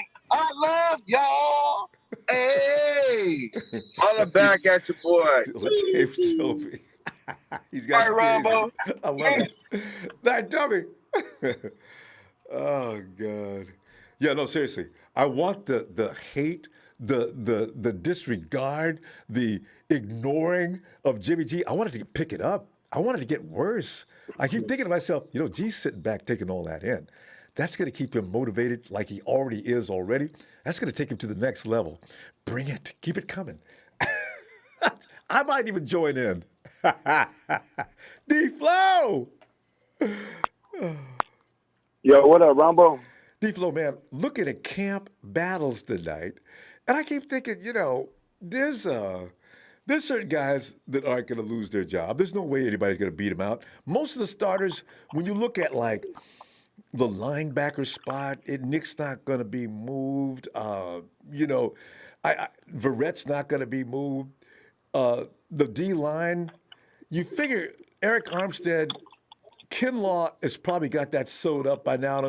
But where the camp battles is the thing. So I do see him in the running back room is just naturally set up to be a camp battle. The wide receivers, we go through this every year, D-Flow. We don't know who is supposed to be the guys. And Kyle's been looking for wide receivers ever since he got in San Francisco. So where do you see the most intense battles? All right, well, my philosophy is a little bit different over the years with the 49ers. The only camp battles I want is who was our backups because they tend to play more than mostly the starters. Ain't that the truth? So basically, I want to go defensive ends because we all know Bosa's coming back, but he's going to be on a pitch count for the first at least half of the season. All right, who's going to be the other ones filling in that void? Who do we have back there? We have Ebukam, but he's not solidified as a threat of rushing the passer. We Everybody have wants Arden to see him. who's not solidified. Like I really want them to do good, but it's what you show on the paper that I can go by. Arden Key, same thing. He hasn't really done anything on the defensive end. So why don't the Niners? Yeah, and we all know D4, man, he can't even play like six plays in the game. Forget it, 6 to 8 games. What about like 6 plays? It's like, who do we have? That's because that solidifies the corners situation. All right, so once we figure out who's going to help out Nick Bosa, who's going to at least go to at least 6 to 8 sacks, at least, right? That's going to compliment him. That's all we need. And why not? And maybe a couple more guys get 2 or 3 sacks. Now you got the sack count where it should be to make a difference. That's right. One guy's got to get at least 6 to 8 sacks. Because that's why we were so though. good. Yeah. Because that's why we were so good in 2019, because we were rushing that passing. D Ford, and that's when D Ford could play back then. And, then we had but other than that, like, that's going to help our cornerback play. And, like, let's say if our defensive ends don't matter, so then it goes with our cornerbacks. Because they're going to go 3-4 sets, 3-4 wide receiver sets against us. So we all know it's going to be Verrett, Mosley, and it might be, and it's going to be K1. Yeah. So them 3 for sure. Who's going to be the backup one? Dante Johnson? Because he's always the first one coming off. I know, right? So we ain't got nobody else. So, you got some rookies though that might be a little more palatable than putting Johnson in all them situations. Because Lenore, they say he's a little slow, but I want Embry. They say he's good. Man coverage, he's just really good. And we got Tim Harris. I don't know if he's going to make the team or not, but I want to see what he looks like this year. Because you forgot about him too. Exactly. Yeah, I did forget about him. But then again, it's like, if they haven't shown nothing on the field, it's kind of hard for me to, have that hype if they haven't really played a game in the NFL and played at least more than 1-2 games. So I'm not really hyped on them. All right. So I just want to see where the second string is, because for the past couple of years, our second string's been playing a lot. Like it's like that term, next man up, is literally the 49ers model, next man up. Mm-hmm. Like they got to learn how to stay healthy. So we got to focus on what is our depth going to be on the defensive end. What's our depth going to be in corners? Because, man, like, I'm going to knock out wood, because I don't want Jason Verrett getting hurt. Oh, don't even talk about this. I never say that because I'm scared to even say it. He cannot. I knocked on wood before I even said that. That's so scary. Yeah. Because if we see that, it is. But your heart's going to drop all the way down to your shoes. But come on, Ronbo, you played the game. You have to look at all variables, all angles. You got to look at what's our backup going to be if someone goes down. Who's going to step in? Who's going to fill the void? That's why right now I don't get why they don't sign a defensive end pass rushers right now. Like, what's stopping them? Because Bosa, because you got to understand, like, put your head as a GM. Bosa is going to be a long-term commitment. So he's on a pitch count. I'm not him. He's not going to be playing. He's going to play like 60% the first 3 games, at least. Then we'll see what he can do. That's it.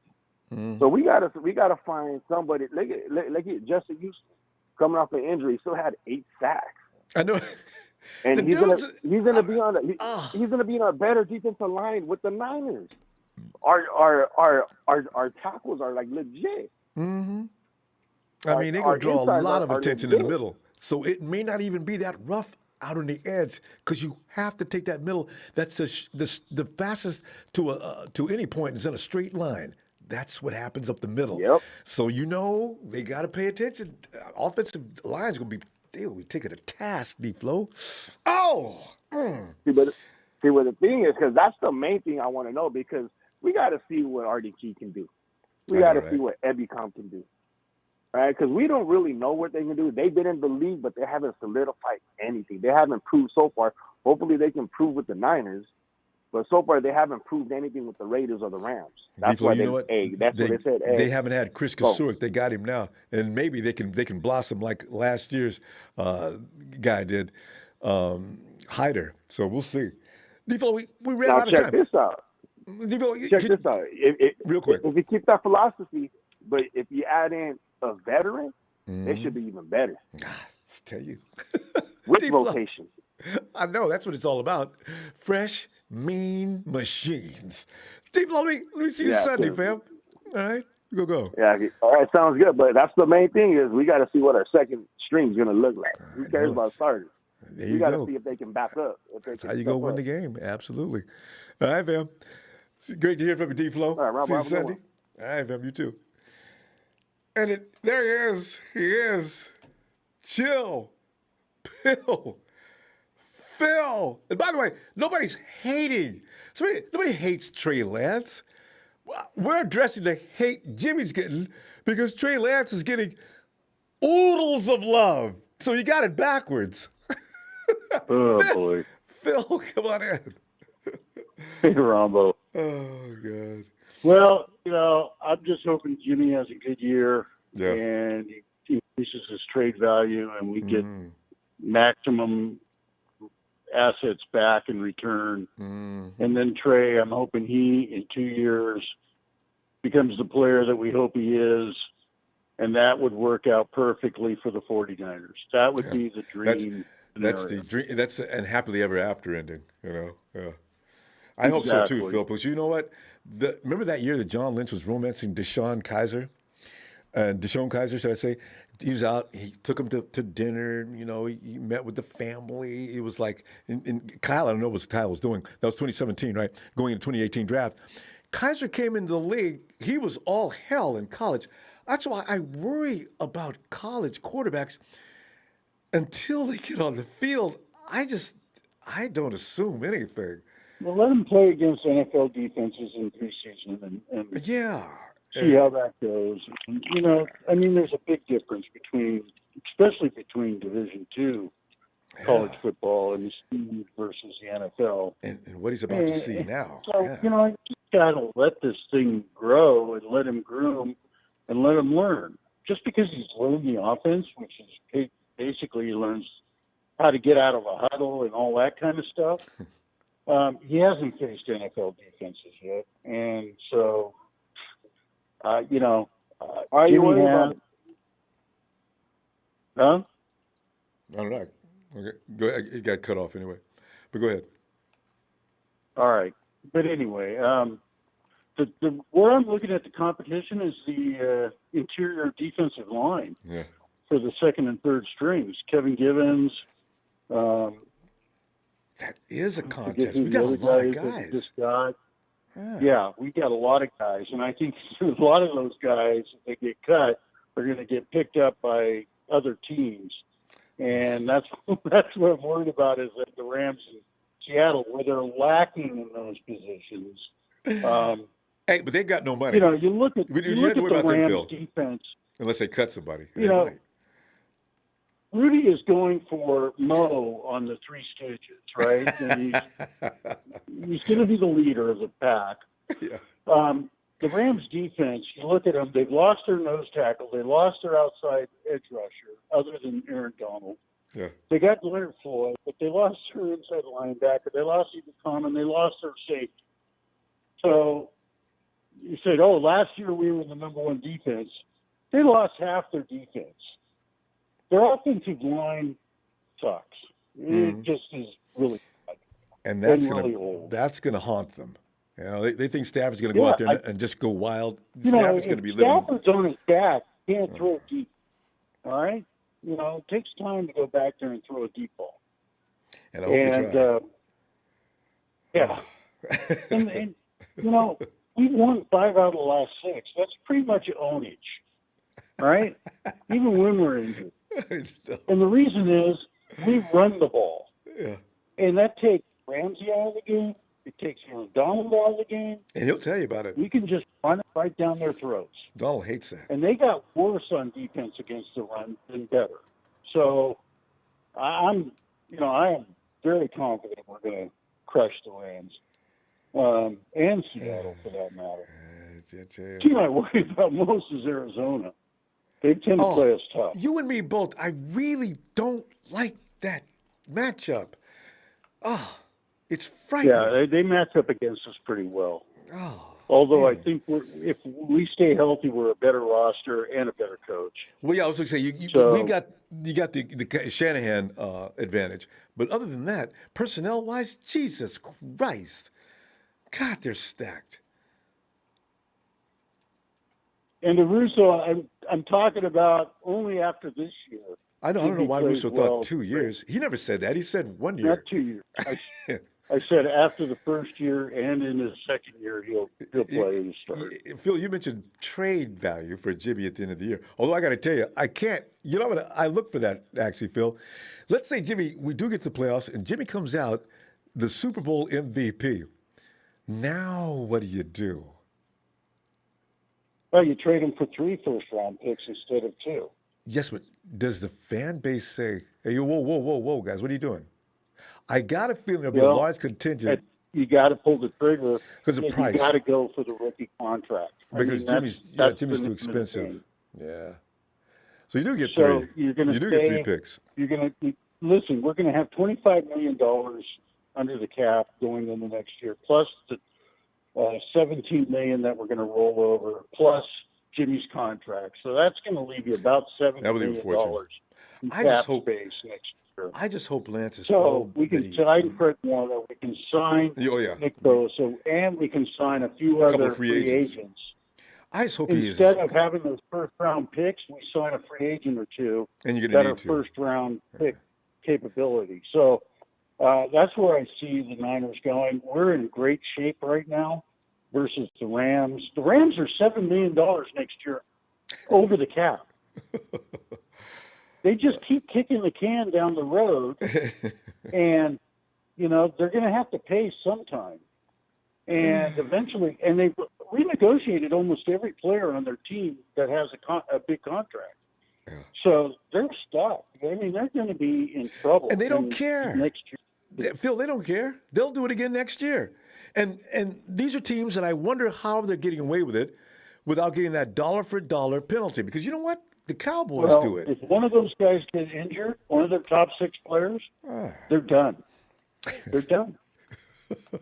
So, I mean, I like our situation. I mean, I really do. And I like the fact that the Niners run the business much more cleaner than with a level of intelligence. For years.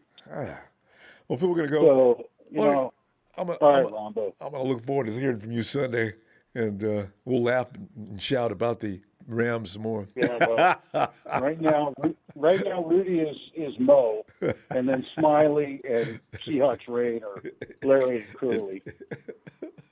All right? I love it. All right, man. All right, man. Talk to you later. All right. Bye. Phil. Bye. All right, Bill.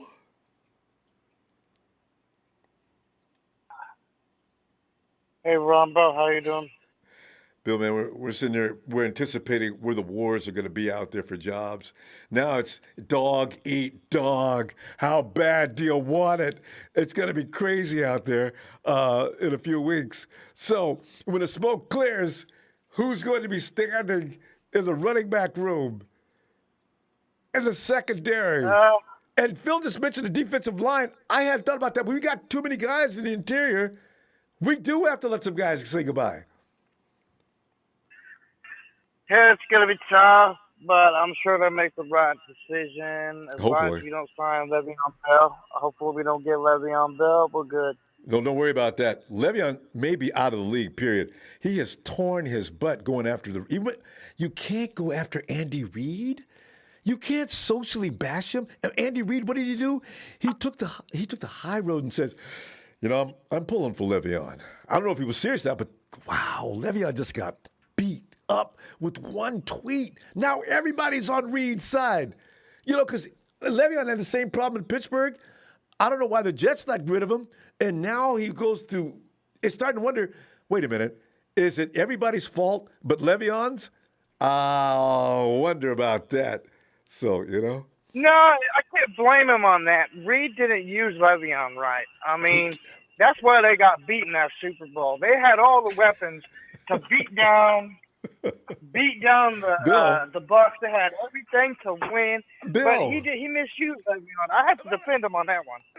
Bill, they didn't have any offense. They didn't have what happened to the offensive linemen. They didn't have the right tackle or left tackle. So you saw Mahomes, although maybe stop passing the ball. Well, you know what? You got a good point there. You're passing the ball, and Holmes is not getting anything but ran backwards. Run the ball, Andy. Maybe. And maybe Maybe Le'Veon's they saying, were give me the playing for ball. pass. They were playing for him to pass it. Because that's all Reed does is pass the ball.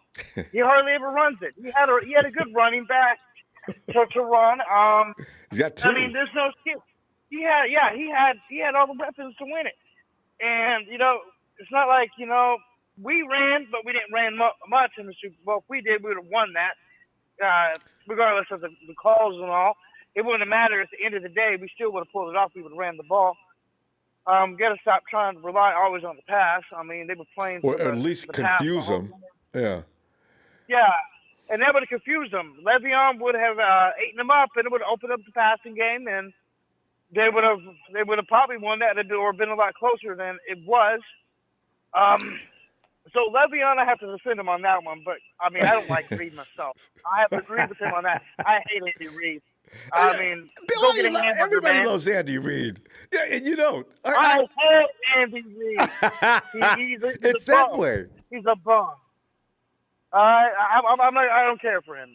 I don't even like him. And he needs to go get a hamburger. He needs to go retire and go eat at McDonald's or something. Get out of the league. I don't want to see you anymore. Well, he's gonna be around. He's gonna be around for a while, Bill. Yeah, he's not leaving anytime soon. Maybe 3 years, three more years, he'll be gone. He's getting up there in age. And he's like almost 70. Yeah, but the thing is, he's got a great team. As long as you got a team like that, although he lost another tackle, as long as you got a team like that, he'll be fine. And he's good for Mahomes. Question. Is Mahomes still getting that $500 million contract, or did they restructure that? Didn't deduct $1 yet. I don't know. I could be wrong. I don't know what his current contract. If it expires this year, that money. Huh?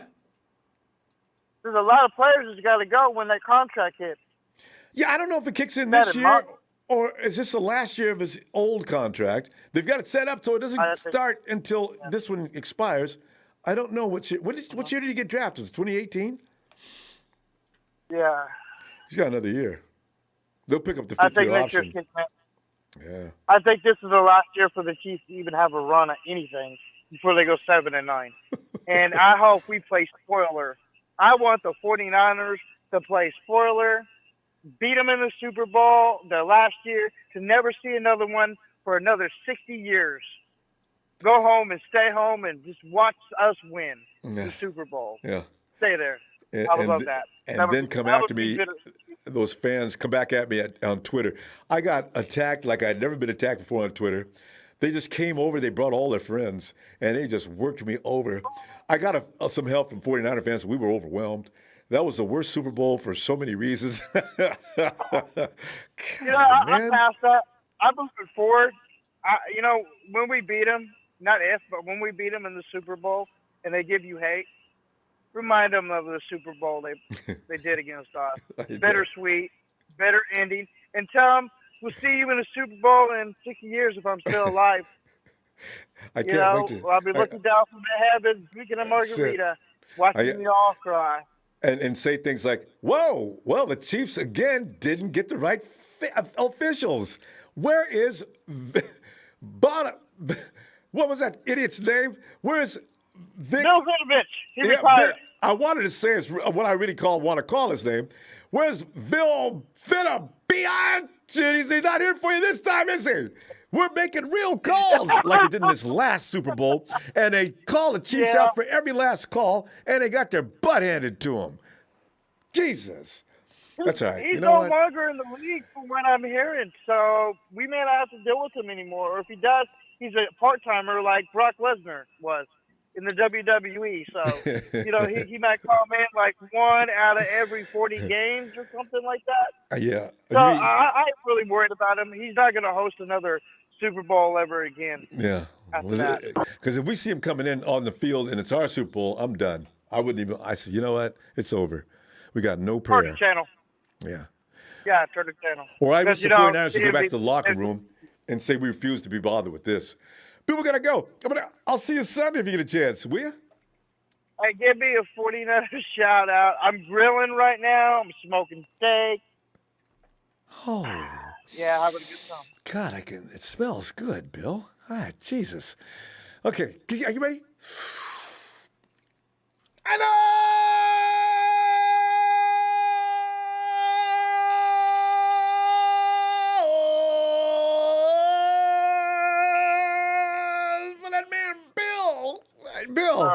one more thing before I go. Shut the hell up, Rudy. Shut up. Go home and go to sleep. Or stay home and go to sleep. I don't want to read any more of your comments. And that one guy at Seattle something, last time I got off, shut up too. Y'all have a nice day. You too, fam. Give me a headache. Rudy always puts funding behind his comments, so I'm obligated to read them. Patrick, my homeboy, I refuse under any circumstance. But Rudy says, Rams Les Snead knows how to manage the cap. Recax? Rudy just made up a new word. Okay, so you guys, fam, recax. Hey, Rick! Recax? Ronbo. Rick!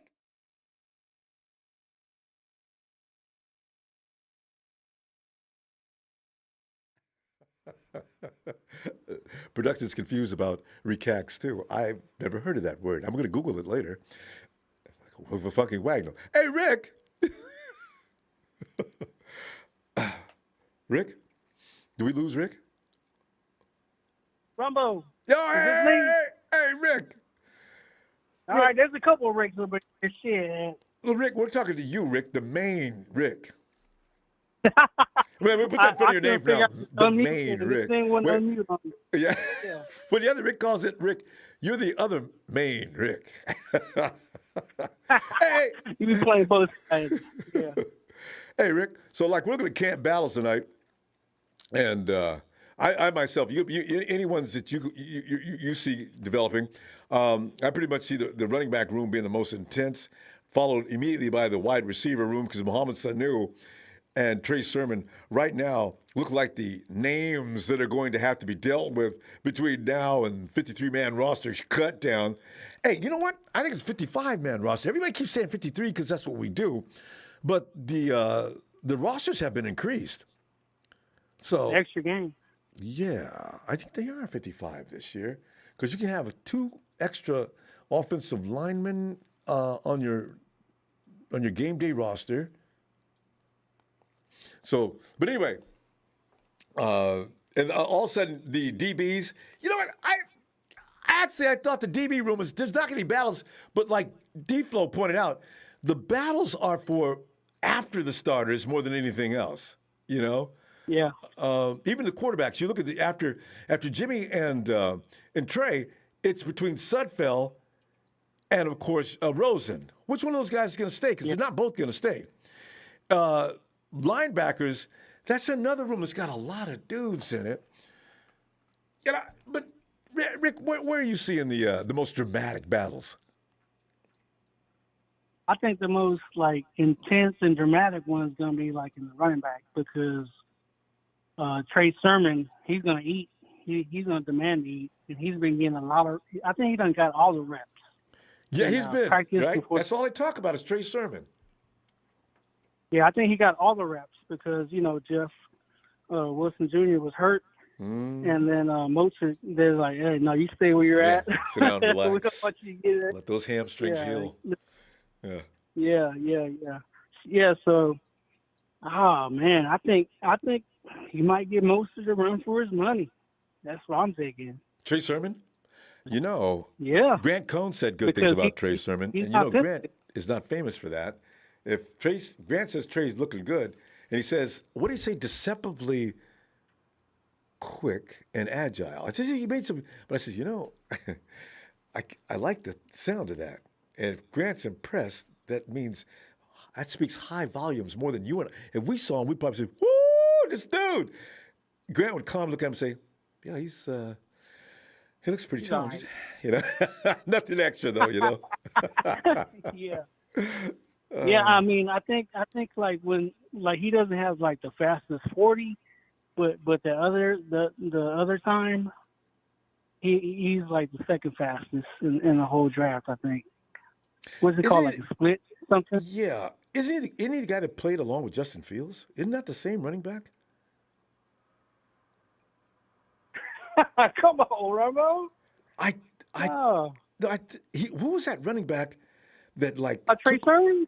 Wasn't that him in in that since Ohio game that took over the game, Fields was he was struggling. Was that Trey Sermon's? Yeah, that's the same guy. Yeah, that right? was Trey Sermon. Yeah.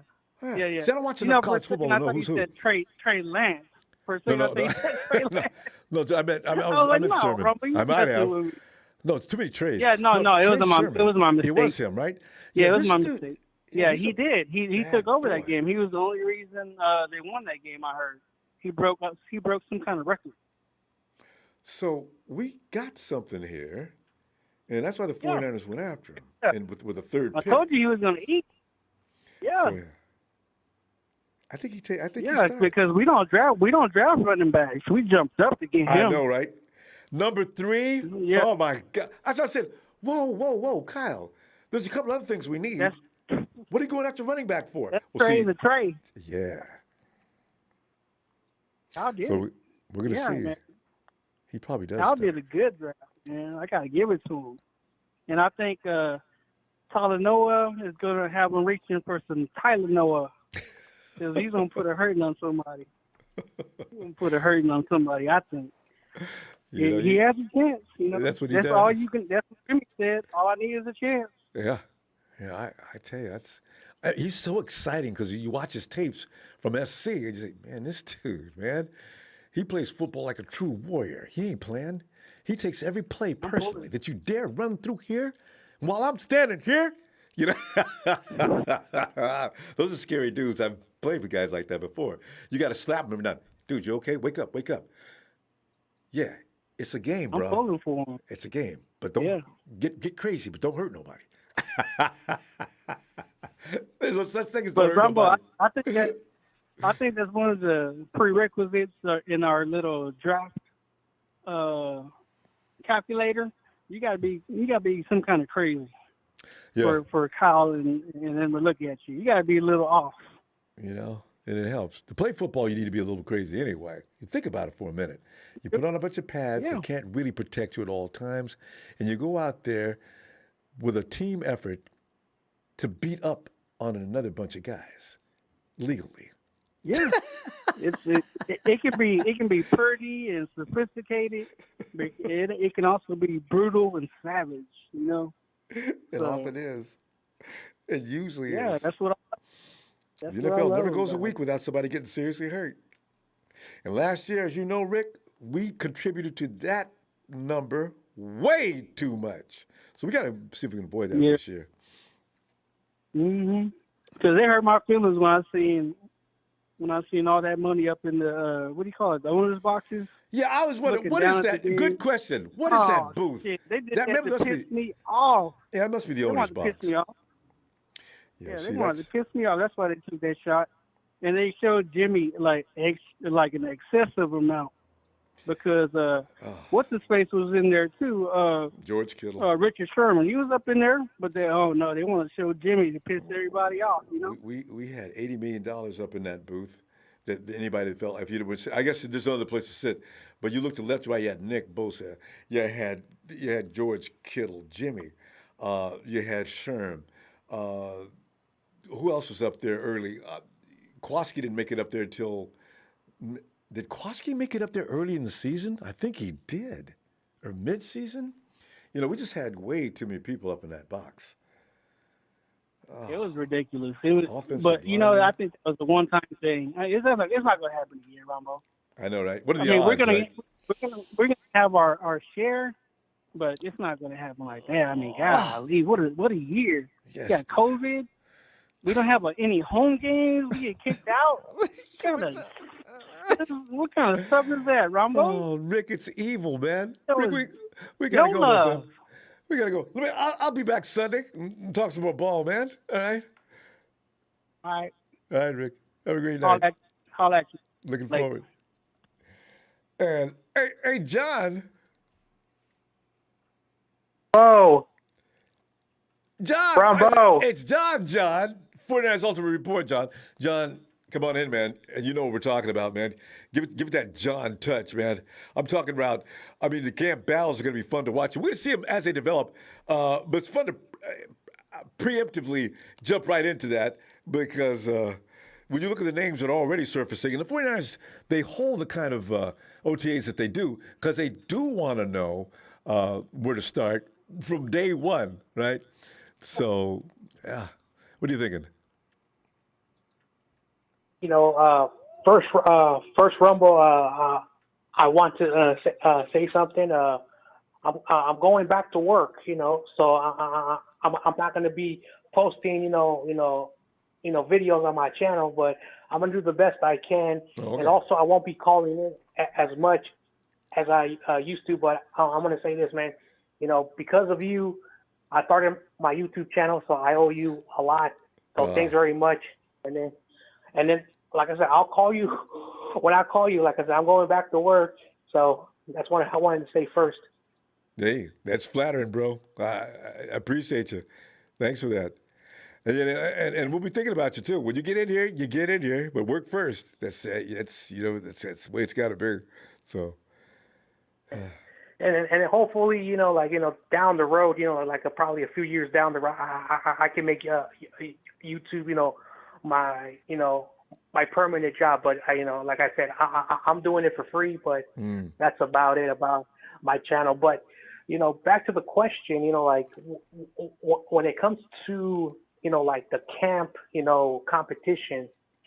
Earlier, I heard someone bring up a really good point about that interior defensive line, because all the players that we acquired in free agency, DJ Jones, I think they're going to put Armstead back in the middle with Kinlaw. So you have three players who are going to be starting, rotating out. So you have three guys there, plus the guys behind them. So, when it comes to the D-line, I'm not really concerned about that, but there's going to be competition, it's going to be really great competition.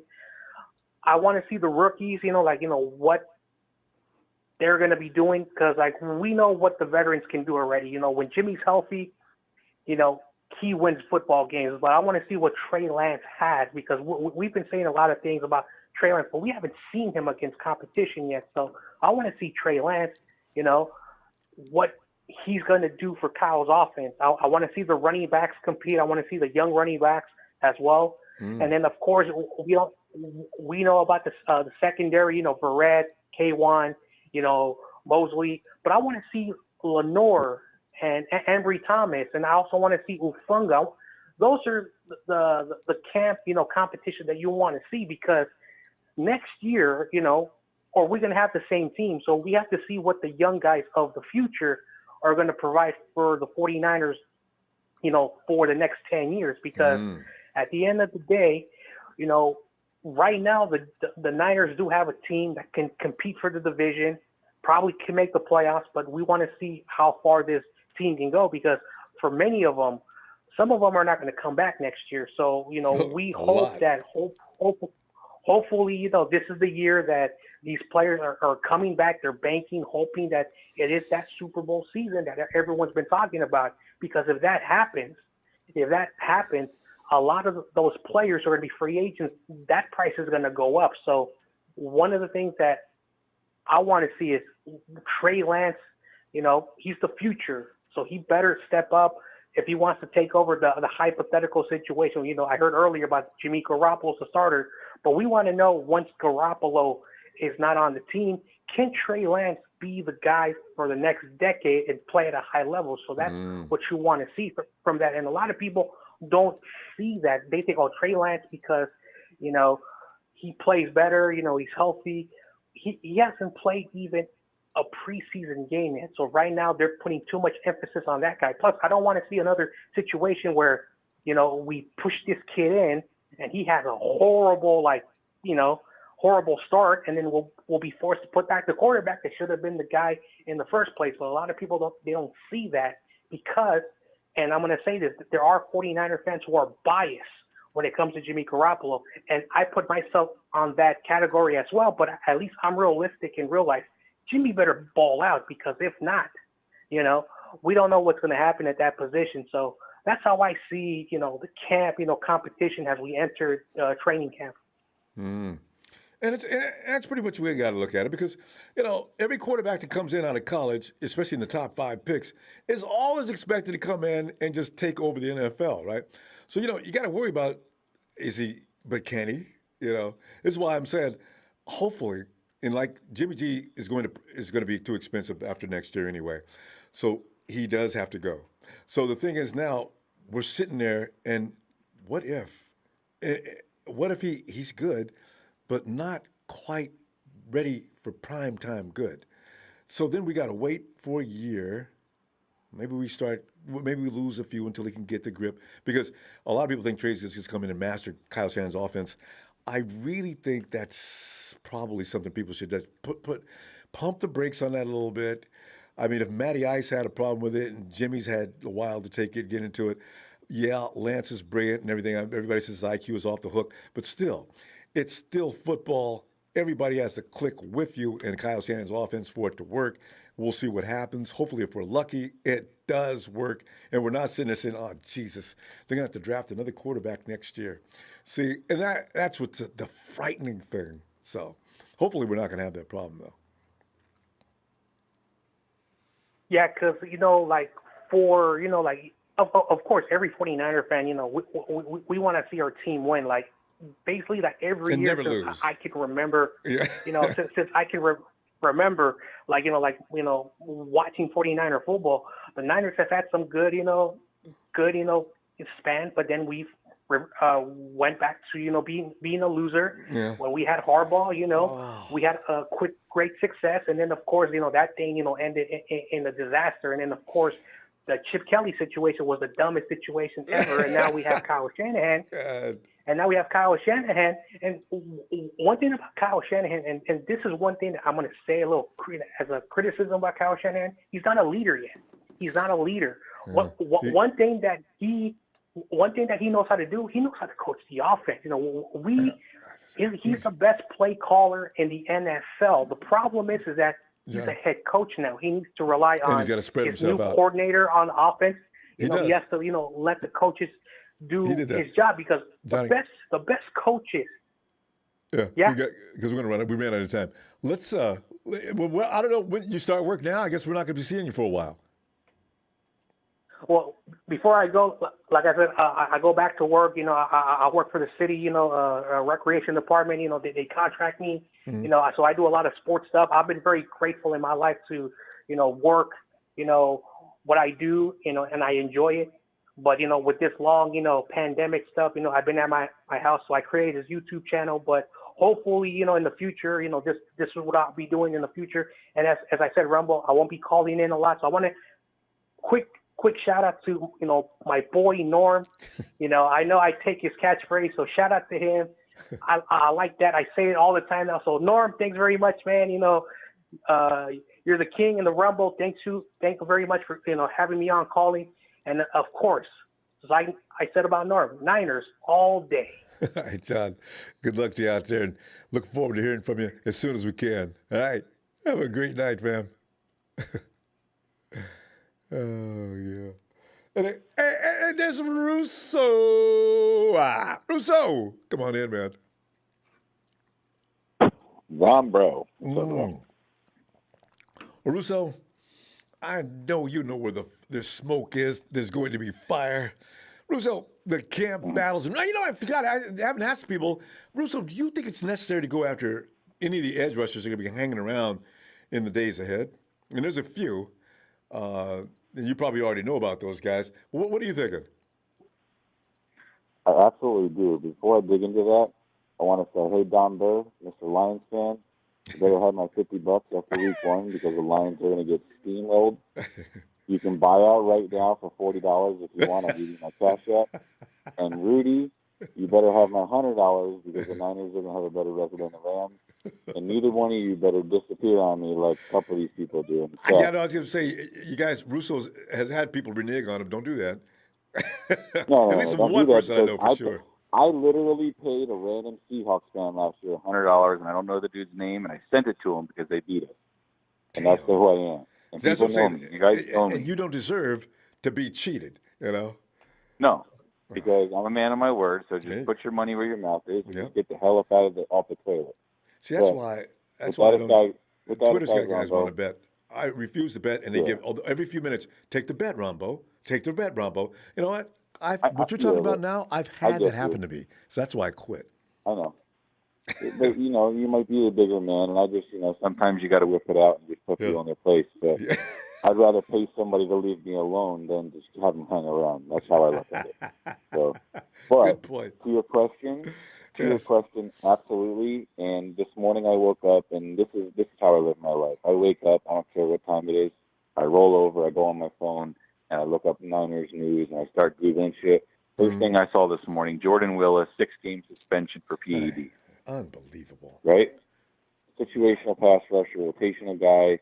They traded a 6th-round pick for him. Somebody who I thought going into this year was going to take the next step. Not going to be a starter by no means, but somebody who could be a Ronald Blair. He could be a Ronald Blair, Kerry Hyder. Yeah, right? So I saw that, and instantly, first thing that came to my head was go re-sign Dion Jordan. Just go sign the guy. Okay? Because he played pretty well last year. He actually had one of 3 his sacks. career seasons, think. to be honest. Ah. Yeah. He played well. Him and Chris Kasurek, they clicked. I don't know if there's any, personal matters going on with him or the coaches or the players, but to my knowledge and anything I've seen and what I've heard, the dude is a perfect fit for us. They just need to go sign him right now. I would sign him right now. Do you think Barrett is better? I mean, was Barrett better? And also, we got a couple other guys there too. Are they better? Yeah, I know they brought in Arden Key, and they got Okay. There's some other guys. Who did you say? Yeah, you just mentioned Barrett kid. Yeah, you mentioned the 2 guys I was thinking about: Arden Key, Barrett. I'm wondering, are they better than Jordan? It's hard to say because you're looking at some possibly untapped potential versus Deion Lewis, where you know what you're getting, right? You're getting a 1st-round pick who's a 4th-round pick, but he's a veteran. That's what you're getting, and I'll take that. Give me a 4th-round pick all day long on my defensive line, and he's a rotational guy. But these other guys, the jury's still out on them, but they're on the roster. So why not bring in another guy to supplement what you're losing in Jordan Willis, and just see what you get? And for me, Dion Jordan, it's just a plug and play. He's absolute plug and play. Part of the NASCAR pass rush. Yeah, I mean, the dude's he's fast. Affordable. Yes, and he. I don't know. To a much, much lesser degree, I think he's Eric Armstead, to where when you're counting on him, he's going to let you down. But when you're counting on 3 other guys and he's the other then guy, he comes blazing he's going to be pretty damn good. Yeah. He's pretty damn good. And that's how I look at Dion Jordan. So I would have made that signing already today. As soon as I heard this Jordan Willis news, that was just like no-brainer to me. Bring the dude in. Let him compete. I don't know if he's holding out for a starting job or whatever. Kerry Hyder felt some type of way and he wanted to chase the money. All right, let's see what you got, bro, because you know what? You're not going to have a supporting cast like us. You're going to be heavily relied upon. The coaching is going to be different. The system and the scheme is similar in Seattle, but I don't know. Everybody's different. Some people, they're 32 years old and they've never had a big break, and he's got a chance. I applaud Kerry Hyder for taking the money, because it's hard to say. It's hard to judge somebody. I would take the money too, probably. So yeah, especially like you mentioned, he's 32. Did the 49ers ever make any kind of offer to him? Is what I wondered. I don't think so. I doubt it. I really this is what I believe. I think the Niners were like, look, go see what you can get. If you feel like you get what you're worth, go take it. If you feel disrespected, come see me, and I'll take care of you. And I think that was the conversation. I bet you're right. And they're probably like, look, we're not going to give you $5-6 million, or I don't even know what he got, but he wasn't. It's hard to say what he's worth because he played great, and I really like the guy, and he's a great player, and he plays hard. But I think he got overpaid, and I think it was subject to the divisional rival addition by subtraction. It was a need. He added it all up, and that's where he ended up. I know, because there was other people he could have went and got. Hyder's not even the best guy out there, Russo. When Carroll made that spiteful. pickup, Carroll just kills me. It's not going to help him. Anyway, God. I can't stand that guy. Like, what is his deal? Like, it started with him and Harbaugh. It's just like I could never put my finger on it. Like, the Seahawks were, to me, the most irrelevant team in the NFL. They were the Cleveland Browns. And then all of a sudden they just moved in our division, and I still didn't care. And then I don't even know what happened. It just all of a sudden one day someone flipped a switch, and they went from like this team that was in our division to just like the biggest pain in the ass, and I can't even explain it. Russo, the thing is, we have to give credit. They did have a defense that was just really tough. That's you know, They really Russell, did. because Russell Wilson wasn't quite all that at that time. In fact, the defense always said, we're carrying him. Sherman was like, that's why him and Russ had a few problems. Yeah. So now it's now Russ's it's team. complete 180. Yeah. Complete 180. But yeah, so and I understand where people's stance is on Richard Sherman, but we need to re-sign Richard Sherman, and it's for more reasons than you even understand. They need that veteran presence. Like Joe Staley's not on the team anymore. You know, like you're looking to all the leaders on the team, like George Kittle. I agree. You know, Fred Warner is more of a lead by example than lead by like rah-rah, right? Yeah, he's just like, watch what I do what I do. That's true. He's not going to really rally the troops. Russo, And, I so agree. We just ran the clock. That's what we did.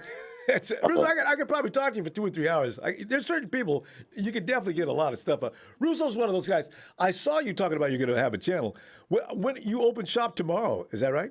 Or next week? So tomorrow, me and Stephen Dickey, your buddy, who's been on with you a few times, we're going to do Jimmy Garoppolo and Trey Lance preview, what to expect for the season. So if you guys are interested, subscribe to my channel, and the video should be coming out by Sunday, maybe this Saturday night. We'll see what time we get together.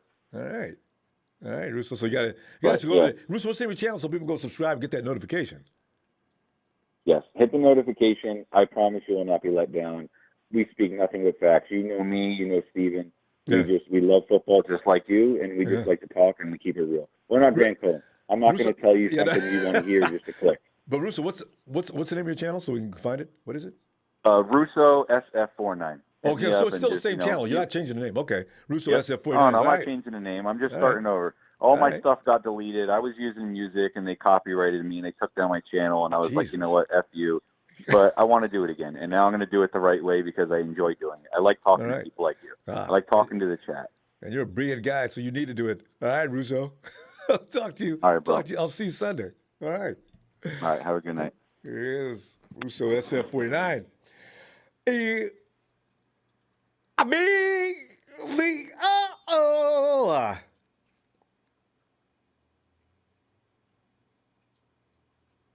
What's happening? Russo, Emilio. I mean,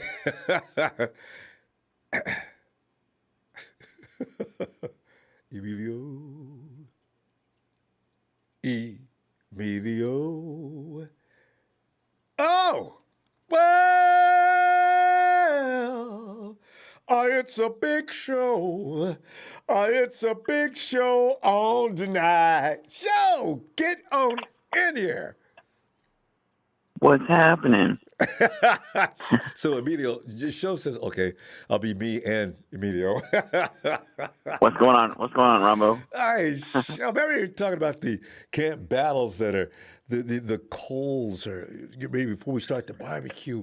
You see a little smoke going out, a fan them up there till they start glowing. There's some things going on in camp, and I do wonder, is Trey Sermon going to be? You know what? I keep forgetting. Trey Sermon is that dynamic running back that bailed Justin Fields out of a game that he wasn't having a good day, right? And I just realized, was against Northwestern. Yeah, well, they said, you know what? This is that dude they were talking about.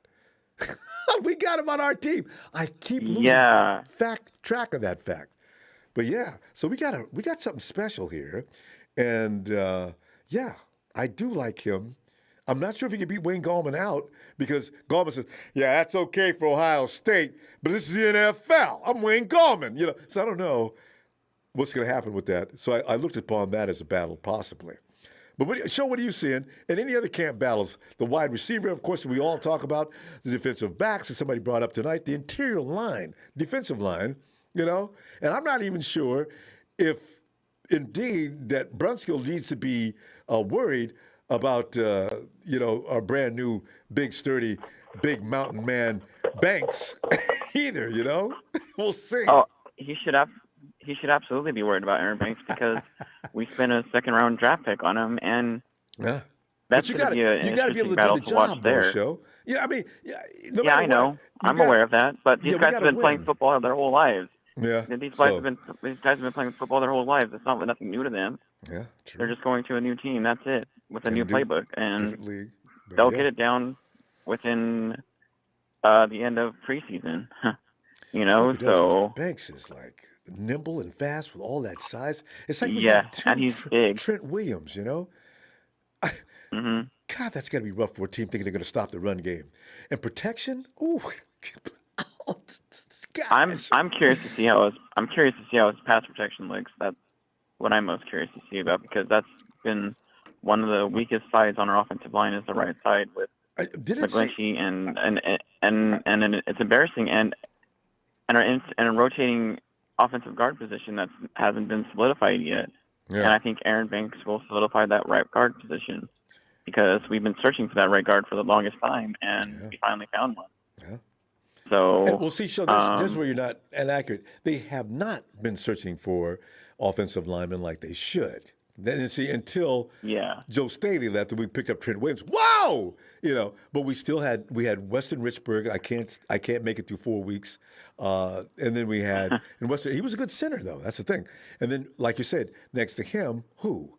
It was always a mystery person. Mike Person it was is a question mark. A real guy you got to depend on. And we've already seen what happens on Mike McGlinchey. He just has those moments where, my bad.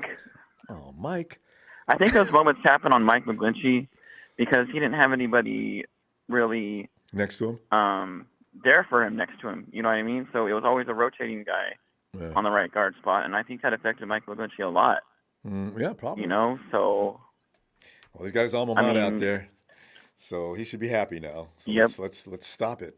You know? And as far as Trey Sermon goes, Ronbo, from what I've been reading, he's well ahead of the curve where he should be. Yeah, I heard that. Or well ahead of everybody where he should be in the running back room. And so that should be making Raheem Mostert a little bit worried about him potentially starting to take over his job. Well, Raheem Mostert can't stay healthy. Raheem Mostert can't. There's that. But I thought you meant just as far as who's going to start off, because no matter what, whether Raheem starts or not, it's going to be probably him and Sermon. But Gallman, some of these other guys, they're going to carry. They're going to share carries for sure. But I would be a little bit worried if I was Raheem Mostert, and because Trey Sermon is breathing down your neck, man. Yeah. As what I've been reading, he's well ahead where he should be. That should be a little worrisome. So, but I don't know if he should worry the other guys, because there's going to be two. There's going to be rotation of two guys. So Haim says, you know what? Even if he's better than me, I'm still the other guy. But you know what? His ego probably says, I need to be known as the number one dude here. And you for that, we all know Raheem Mostert for sure has an ego after he wanted more money. Last year, had the nerve to ask us for more money. He is good though, Sean. But those home runs he hits are just he is fun stuff. Trust me, I know. And as far as the wide receiver battle goes, the number 3 spot, I'm gonna give it towards Jawan Jennings because he's been doing quite well. Yeah. In the off-season program, so it's going to be a battle between him and Richie James. I think Mohamed Sanu is just there for Brandon Ayuk. Yeah, I think Mohamed Sanu is just there for Brandon Ayuk, just to keep Ayuk happy, and because he was quite upset when we got rid of him. I remember that. Last year, yeah. Gotta tell you though, Show. So, things have got to change between now and somewhere midway through training camp, though, because if Sanu's still out there making all the best plays, Kyle's got no choice. And he's been working quite a bit with Trey Lance, and so I was shocked to see how well Sanu. I was shocked to see. I was shocked to see how well Sanu did with the Lions when we let him go and they picked him up, and he was producing pretty good with the Lions. Yeah. Shame, you come in 49ers camp and get let out within a couple of weeks. So what? Okay, fine. I'll just buckle down and make this right. A lot of guys have egos like that. So. And as far as Justin Houston goes, Ronbo, I am absolutely all for bringing him in. I'm all for bringing in depth because our defensive line, that's where the most injuries that's when the season ended last year when Nick Bosa went down. Mm-hmm. And there's nobody on the opposite end of him to compliment him really well right now. Like Russo said, the jury's still out on everybody else, and you know what you're getting with Justin Houston.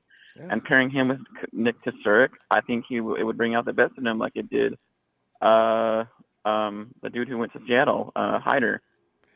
And So, Show, do you know anything what I about? mean? Do you know anything about Houston hurt last year? He played hurt last year.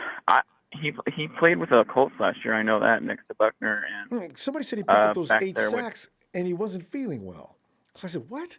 Really?" I mean, bring him in if he plays through injuries. I mean, come on. God. I don't trust D Ford Ronbo. I'm not. Nobody does. I'm done with him. Yeah, exactly. I'm done with him. He's not coming back. He needs to retire, man. Oh, that was a waste of money and a waste of draft pick. I mean, that was a horrible move by John Lynch, if anything.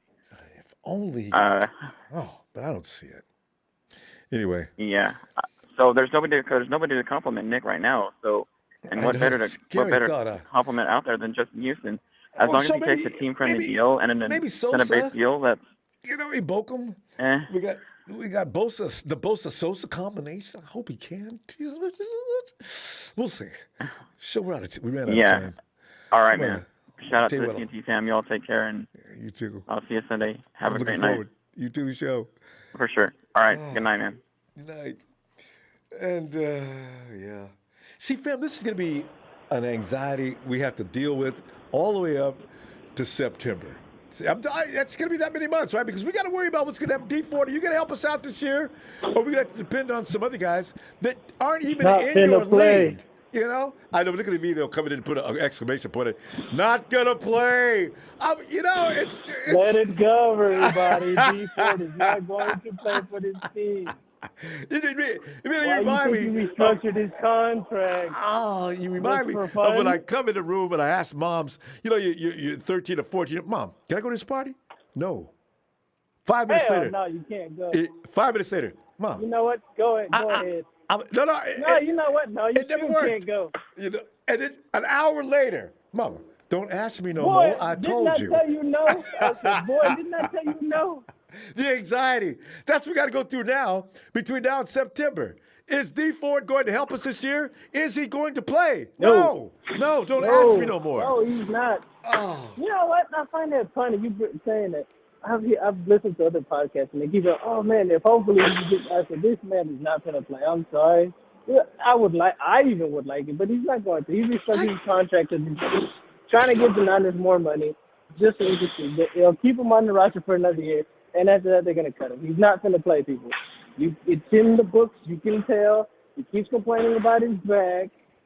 Shanahan keeps saying his back is hurt. He's not going to play. I'm drafting the first round next year. I'm taking edge rusher, okay? It's very important. I got to have an edge rusher first. No, we don't have a first-round pick. Damn it! We might. If Jimmy gets traded for 3 first-round picks. But you know what? Gosh, we got to have an edge rusher. I got to have collapsible ends. Dang it. No, we need it, but, yeah, don't count on D Ford.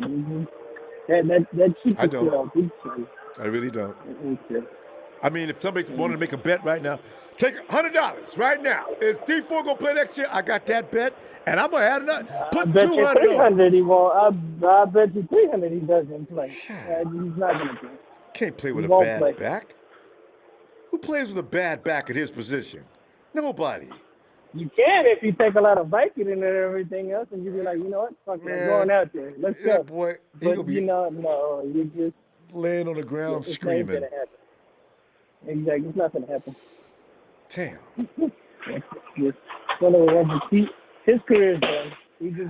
They just told him, you know what, take a pay cut, we'll keep you on the team, pay you, do us a solid, and we're good to go. So that's why he respected his contract. I'm tired of John Lynch. There wasn't no other reason why he Lynch and them announcements were very encouraged. No, John, don't tell us you're encouraged. They're just trying to beat around the bush so people don't know. But if you really pay attention to football and the business side of part of it, they just tell you what you want to hear, so it sounds good.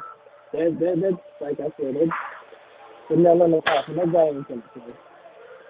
Like I said, it'd be awesome. I'd be happy for him. I mean, we would need him, but Oh, yeah. I mean, it game over if D Ford. I mean, if he can play, we got this. Oh, do No, we like I ever? said, I want to pay. I'm not knocking. I would, like I said, I'm cheap for guys. Hopefully, he turns it out. But no, they keep beating around the bush with it, and it's one of the situations you can tell the guys. And D allowed them to save face by restructuring like that because you know what? It was time for him to go. But the 49ers, let me just hang on, see if we can work this out. I might be able to get better. Hey, John, I know you need the money, man. Let me restructure my contract. What? Okay, listen, let's get in here and talk. You know, because that's what it's coming. You know, that's what it's coming down to. Because otherwise, they got dead money, and they still got to pay him a fortune, even if he would have walked off. No, because think about it. If they would have paid him and cut him this year, they would have paid him a lot more money, cutting him this year than restructuring them cutting him next year. So they're saving some money, not a whole lot, but they're saving the thing is, he gave us room to work with. The thing is, you know. Well, I was about to just get to that too. Yeah. With him restructuring, it helps us out. You got to be able to sign a whole bunch of players. That's why they did it. Yeah. So we're still in the He woods. was like, let's do. Basically, it was a whole. Let's do us a solid. We'll do you a solid. You know, you'll get paid or whatever. I mean, and you see all them edge rushers. People will say, well, you know, they pretty much looked at those edge rushers and they probably came up with the conclusion that they ain't nothing special. I said, you know, there's a couple of guys that we're gonna. I'm watching them too. I took their names down. Edge rushers. Yeah. Edge rushers are a big part of the reason why we get a lot of sacks. You know, of course, the guys on the inside. The inside are more for stopping the run. He doesn't usually the running back goes. But for the outside, it's trying to get the quarterback. Kill that quarterback. Yeah. So no, that's what the edge rush is really for. Yeah. Ask Aaron Rodgers. Get the quarterback and. That's my favorite position is the defensive end because that's what you're get the quarterback and kill the quarterback. It's one of the most exciting positions on the field. The highest paid too. Yeah. Quarterback, edge rusher, and from everybody else, money falls in behind that.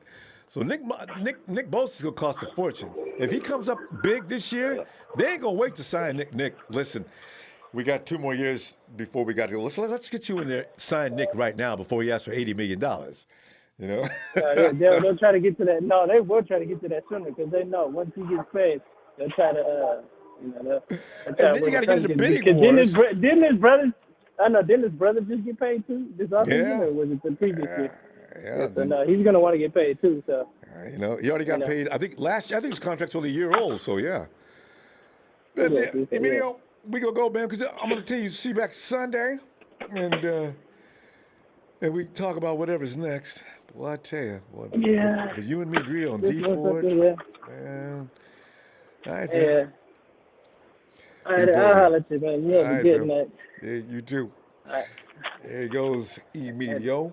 And Mr. Shea Lewis, Mr. TNT number. Shea, what are you ranking the pecking order these days? Ronbo.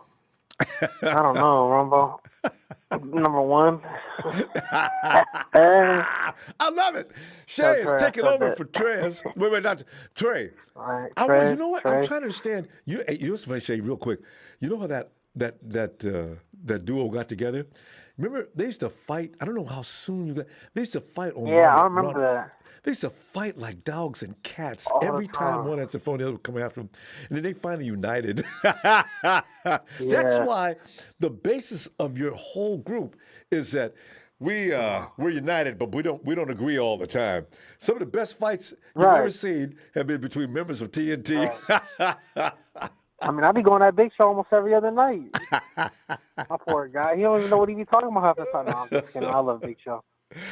That's the best thing about it with you guys. No, but that is Ronbo. That's, bottom line. I mean, it means we don't all agree. We sometimes we disagree. And I mean, one of the biggest ones is like everybody in TNT had their own kind of quarterback that they wanted coming out of the draft, and I think Big Show had he liked Mac. And I forgot someone else like Trey. I liked Fields. I mean, we just had all different types of opinions, but it's good. You know what I mean? It's good to have that. I mean, that just shows that you guys are honest 49er fans, and you're able to, bring different opinions and different beliefs to the table, and you guys are able to discuss it. So And I think that's what's pretty cool about hilarious this. fun. That's what I like about Can you imagine meeting it. any establishment in the TNT party and coming there, Oh, put a sign yeah. outside the establishment, come in, ready to fight, wimps, don't even bother. Right, exactly. You're right, exactly. It's going to be a bar brawl. But no, Ronbo, yeah, camp battles. I'm excited. I'm really especially looking at listen, I like Mosley and everything, but I'm gonna be interested to see what these young dudes can do in Lenore and Embry. And yeah, Embry Thomas. It's gonna be interesting to see, man. I like Mosley. I think he should win out, but I mean, if these kids be making plays like they do, then it's going to be a good camp. And then also too, like you said earlier, Ronbo, we go through this every year. Who's going to be the wide receiver number 3? I think the every consensus year. should That's be the sad thing, ain't it? Every year. Absolutely. And the consensus should be Jalen Hurd. I think when healthy and coming off that injury, if he is good to go, I think he should be number 3, the number third option. So we'll see about that. But I mean, I don't know. I'm seeing a lot of Trey Lance. I think the last 3-4 days has been working out with Mohamed Sanu. They've been building a good chemistry, and Sanu's still hanging around. So maybe it might be you have that veteran presence at the third spot. He I could don't win it, know. Shay. He could. He is. Because He here's the could. thing, Shay. So Here's the thing that's so discouraging. Every time John Lynch says, well, we're encouraged, he said that about Jalen, too. Now, that bothered me because when he said it about D, okay, I already know what that means. Then he said it about Jalen. Oh, no. That means the same thing. Most likely, John is not changing the definition of that sentence just for Shay. I mean, not for John. I mean, Jalen. Jalen Hurd. Yeah. So we'll have to see with that knee. Maybe Jalen does want it out in the end, but his knee needs more time to heal. So they'll put in Sanu or they'll put in whoever they feel is a good fit. I'm obviously Cal's a wide receiver coach guy. More than anything, he played wide receiver in college. I always say this. Yep. He knows who to put out there. So I'm more than you have any faith fine in with whoever he decides to throw out there. You got any faith in JJ? I have faith in John too. JJ. Yeah, we'll see him and Benjamin. I don't know. We'll have to see. Richie, Travis Benjamin. Yeah. Yeah, Richie. I wanted to see Richie, man. You got Jawan and Jalen, and then you got Richie and Travis. I like him. I mean, like I said, reports from Jawan. He looks a lot skinnier, Ronbo. He looks more explosive. He looks like he's put on a little more pound of muscle. Like everybody, like I said, from Ross to Ellie, they all look like they've decided to take this offseason really, really serious. And they came back looking better than they were coming in last season, right? Way better. So, yeah, I mean, I think Jawan has a chance. I mean, Richie's a dynamic playmaker. It's going to be interesting to see where they use him. I do think they might have him on special teams again, duty. But he's explosive when he doesn't get the hand. He needs just more opportunities. But he does go down a lot too. Whether it's a wrist, an ankle. He does have some problems staying on the field consistently, at least. But yeah, I mean, like I said, I'm just interested to watch these camp battles. You know what I mean, and see who wins out. But Ronbo, talking about, I said this, Ronbo, in the draft, and it's just maybe I need to stop talking about these things because every fear that I always bring on the Ronbo show comes into fruition, and it happens, man. Oh my I said we were thin at edge. I said we were thin at edge. We should have drafted somebody. We are, and then all of a sudden we get the report that Willis is going to be out for 6 games. See? So I'm like, damn. Like, we're already thin after Samson Ibukam. I know all the these past callers talked about they have no faith in D Ford. I don't either. I could care less what they say about, and I know Phil, like 3 months ago, was talking about reports about Mayoko talking about D Ford's rehabbing and he's at the field. I could care less until I see 55 on that field making plays. That's when I'll be like, okay, he's out there. But all this hearsay, man, they're just blowing smoke up everybody. I know he's not healthy, and I know he's not really ready to play right now. So it's a thin spot, and like you said in your thing, it's Justin Houston. It's slim pickings right now, but there's Justin Houston still out there who's I think more than viable to to fill in. He's definitely better than Arden Keegan and Deion Jordan that can produce, and also too Everson Griffin. Everson Griffin can get you some sacks too. He's a good edge rusher. So it's interesting to see. They should bring in somebody though, Ronbo. Like they definitely stick about it because that edge line is thin. After Bosa, it's thin, but I'm holding out faith for Ibukam that we can probably see a splash season. Maybe he can have the most sacks because I think the most he's had in one season is like 3.5 maybe. Yeah. So maybe he'll give us like 5 or 6 this season, which I think he possibly could because he's going to get more playing time because he's going to start at that edge for at least on passing downs. He's definitely going to start at the opposite side of Bosa. So and like somebody said earlier, if he could give us 6 and the rest could contribute 2 here, 1 here, 3 here, something like that, we'll be ready. We'll be fine. Yeah. You know, because that's a lot of pressure, if nothing else. Because those guys who do that are potentially getting a lot of pressures. So, exactly. We're looking forward to seeing you Sunday. Always great to hear you. Absolutely. Happy Father's Day, Ronbo. Hey, Father's Day is on Sunday, I believe. That's right. So, in advance, wish your Father's Day. I should be calling in. But you never know. Might be drinking a little bit, barbecuing a little bit. That's right. That's right. So you might be a little drunk by the time I call in. We'll see if I can even call in, Ronbo. But all right, Ronbo. But shout out to production. Go ahead. No, I was just saying, you just leave the phone on like people like to do. So if you do pass out, we can hear it. That's always so much fun. Right, there you go. That's what you like, Ronbo. That's your favorite part of the show is when you hear people snoring on your show. So,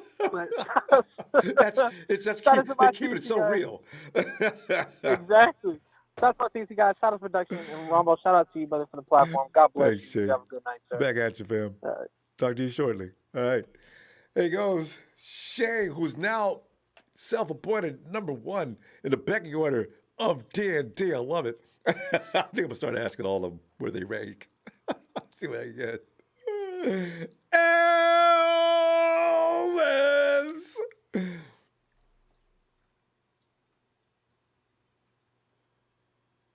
Mm-hmm.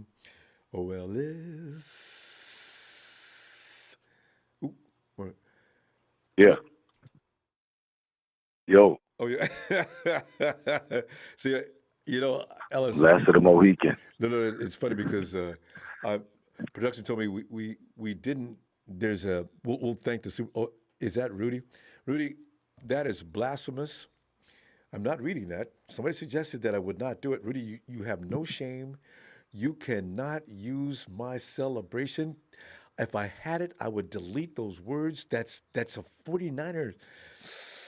Next thing you know, you'll be singing, he's just a Garoppolo, and everywhere he goes, people know the part Jimmy's playing. When you do that, we're going to send a posse out to get you. Okay. Rudy, thanks for the contribution. I'm not reading that. Ellis! Come on, Ellis! Come on, baby. Yeah. We're talking about the little fires going to take place in camp, those little dramatic wars for positioning. Because, most of the starters, none of our starters are going to sitting around thinking, I got this made. But they do. And the thing is, there's going to be those camp battles that are going to be fun to watch. I get the running back room, the wide receiver room, like Shay says, every damn year, we're wondering who's going to play the third spot. Some years, we look for, I remember, was that last year we were looking for the entire squad? But anyway, we're always, with the wide receiver room, we always need to, who's going to be, who we're getting rid of. So this year, still looking for that third man, the interior line. Somebody pointed out earlier, we do have an excessive amount of interior linemen. We got a lot, and all of them ain't going to make this team. And then, of course, the defensive backs. And is Talanoa Hufanga, is he suddenly in the mix by attrition? Because the fact of the matter is, Tavares Moore got hurt, right? So now it may be that Kwaski T's going to see some duty back there on them certain packages with his bro Jimmy. So, and do we need to get an edge rusher? I think most of us do agree because we're very encouraged by what we're seeing in D. No, you're not, John. Why do you keep telling us that? So, everybody's worried about what are we going to do on the other side of the edge, So, yeah, jump on in there, Ellis.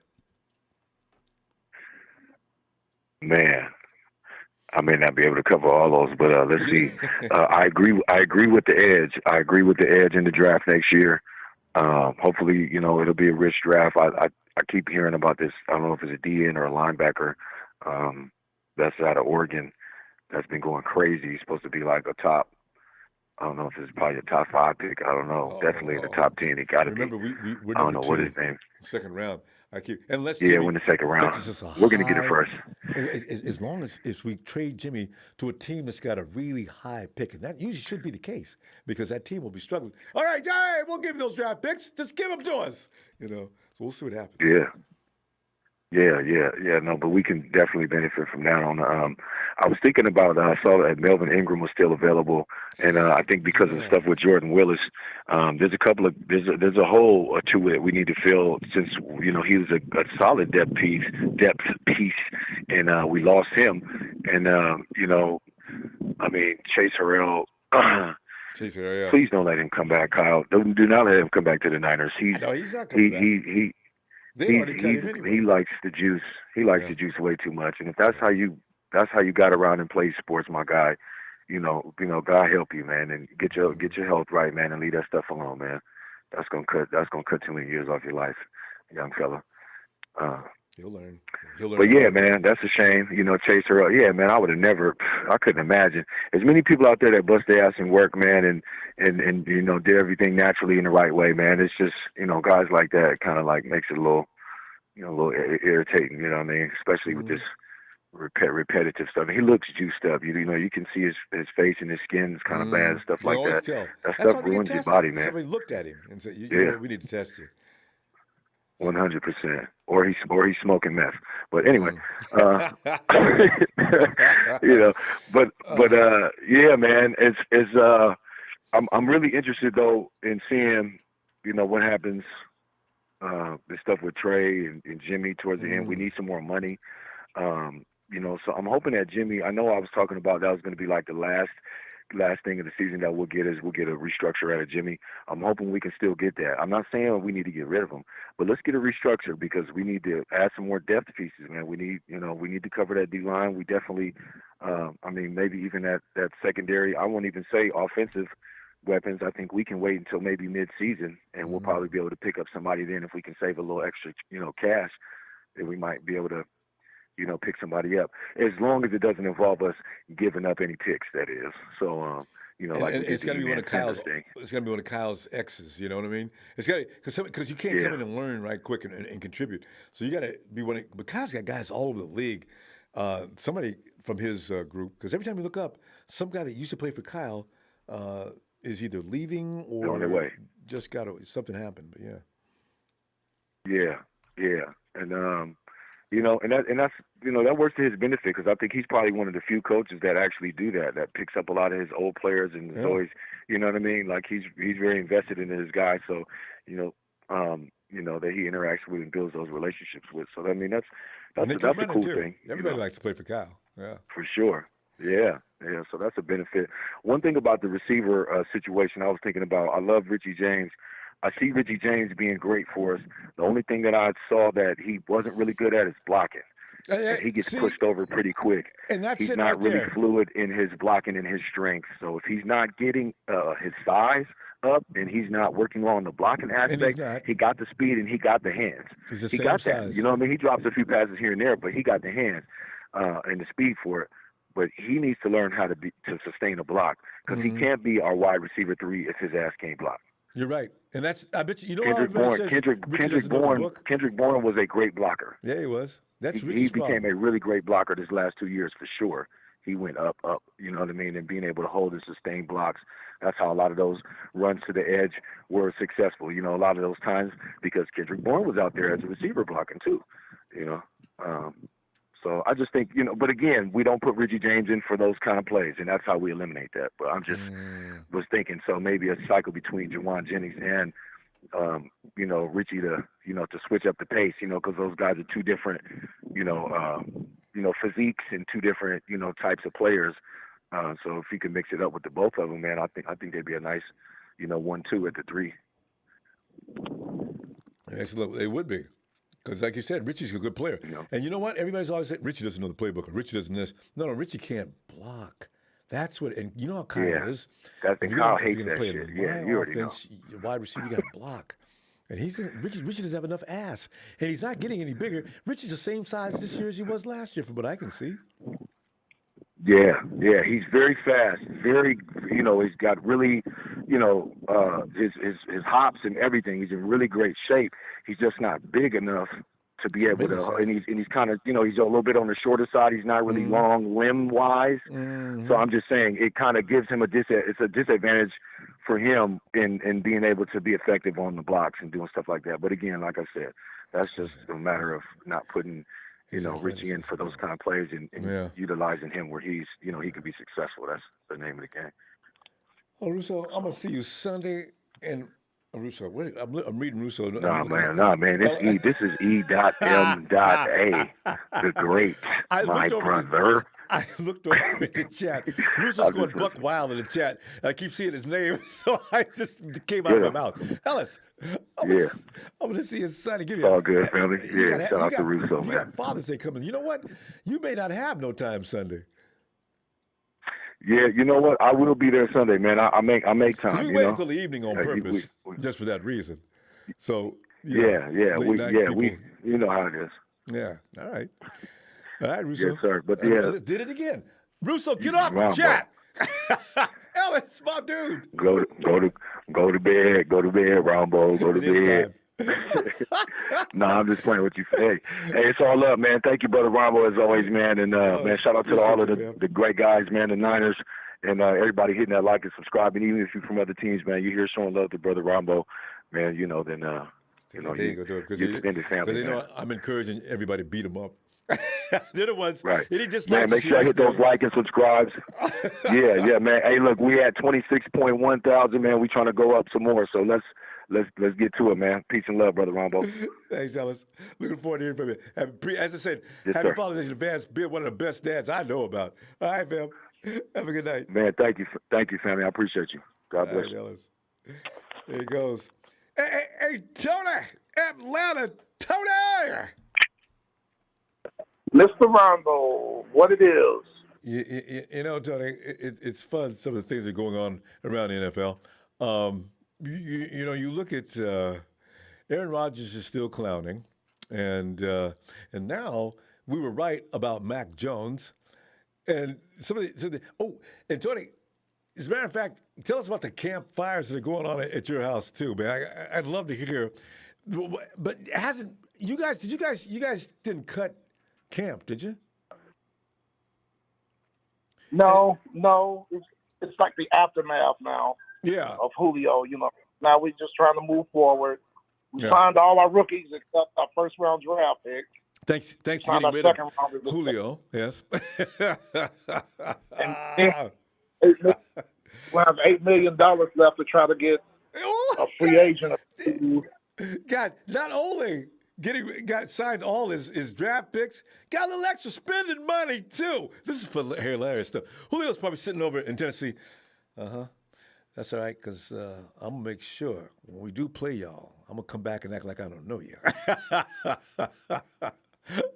Yeah, but look at some players get bitter. We don't play them. We don't play them to 2023. Oh, yeah, so you got plenty of time not to be concerned with Julio.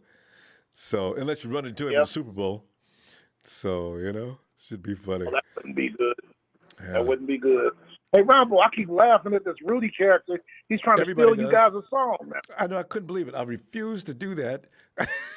Rudy, see, oh, my goodness. I don't know if you ever run into these kind of people on any Falcon chats, but listen, you see these people who are definitely closet fans of your team. You know what I mean? We see Rudy. I see Rudy in here as much as I see any of my fam. So that tells me, okay, he's torn. He's got this conflict going on within his mind. I don't like the 49ers, but I do like to harass them. But then they say the connection between love and hate is only a thin line. What do I do? Do I need to go see a therapist? I bet this is Rudy. He loves to come in and go back and forth and argue. I mean, Rudy gets off on people saying nasty things to him. He's sadistic too. Yeah, I'm thinking he got a screw loose or two because he said his general manager, Les Snead, does a good job with the cap. You and I both know that's a lie. See what I'm saying? He's full on entertainment. Oh my goodness. Heck, Todd Gurley was playing for us last year. I And he was know. the highest paid running back in the league. And Snead We still paid owed him. him money We when he paid was him playing with $5 you million. guys. Yeah, we played in 2020. Todd Gurley made $12 million. $5 million from us, $7 million from the Rams. And he wasn't even playing for him. But Tony, here's the thing. And I hate to admit it, but the Rams have been driving that truck on fire all around the city, up and down the highway, flames leaping up off there, almost burning up the driver, but they've still managed to stay involved and relevant. And this is something that's starting to piss me off. The 49ers, we do everything right. Well, we do everything right except for stay healthy. And last year we fell behind that ridiculous team. So, it's starting to bother me. But it is Rams. Yeah, we still own them. You think the league would look into? You think the league would look into that? You would think. Them and the How Cowboys. they, come up. Let's not talk about that circus. Seriously, you know what? If they ever launch some investigations around the league and see who's cooking books and who's doing things that are illegal. Well, you know what they got? There's also probably a group. They've got to have designated. Their job is to make sure they keep an eye on the proceedings and anything that goes down in the NFL. Anything that's signed has to go through the office. So they got to be able. No, you can't cheat. So I think either that or JJ has got some kind of connection, and I can see that. The good old boy connection. I can see that. Yeah. Yep. Where they do things that let each other slide. It was something you and a caller earlier made a good point about, the NFL Network. They're hyping the Rams. Another one, Maurice Jones-Drew today, talking about the Rams. I'm like, okay. Matthew Stafford's going to be getting up off his backside because, like you and a caller said, their offensive line. Can't protect him, he can't play. I don't care how good he is.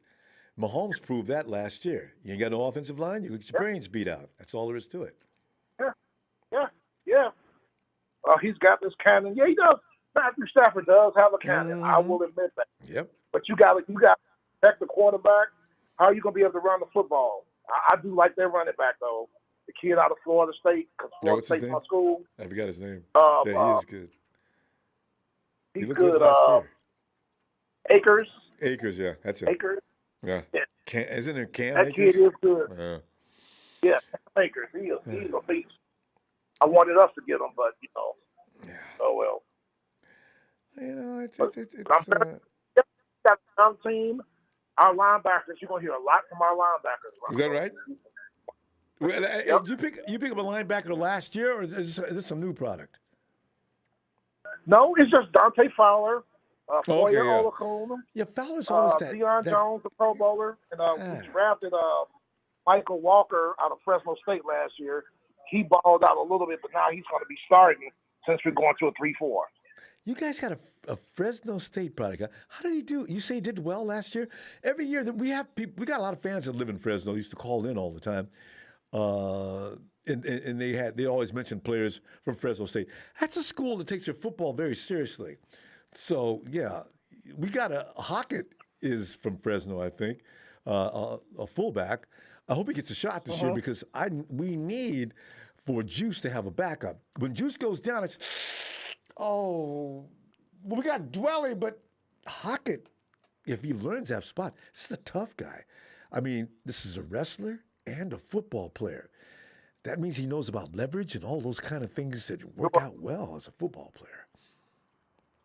Yep. And we love those San Diego State defensive backs. We have DeMonte KZ, who's now with the Cowboys, led the league in interceptions in 2018. We drafted this kid Walker this year in the 4th round. I hope he becomes a dime defensive back because he's not going to start. And then we got the undrafted free agent named Thompson from San Diego State. Those San Diego State defensive backs know how to jump routes. Ross Dwelly, San Diego. You know what? The best schools in SoCal are supposedly SC, UCLA. I don't know. Yeah. Woo, as far as the NFL goes. Hey, Tony, another good time. We got to go. I'll see you Sunday, though. All right? if you get a chance. Because Yes, the Father's sir. Day Sunday, I'll so sit back got a and lot watch of people busy. some more Rudy comedy. I know, man. Rudy, I don't know. He needs therapy. Where's Texas boy at, Ronbo? Is he in hiding, Texas boy? Well, the story on the Texas boy is he came in and blocked everybody. There's no point in him coming in here anymore. Everybody got to him. He blocked him. Texas boy's in there talking to himself most of the time. Tony, I'll see you Sunday. I'll see you Sunday, sir. All right. Have a great night. Papa Dragon!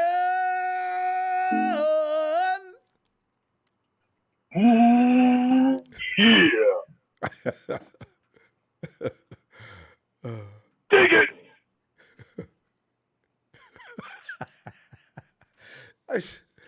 One of them Savage did that. Was you okay? Randy? Oh, I'm over here. Savage, I was like couldn't see. And then he come back there. Brother, Jesus. Randy, maybe a laxative. Ever since I laid down with the boss's daughter, I got nothing but yeah. But no,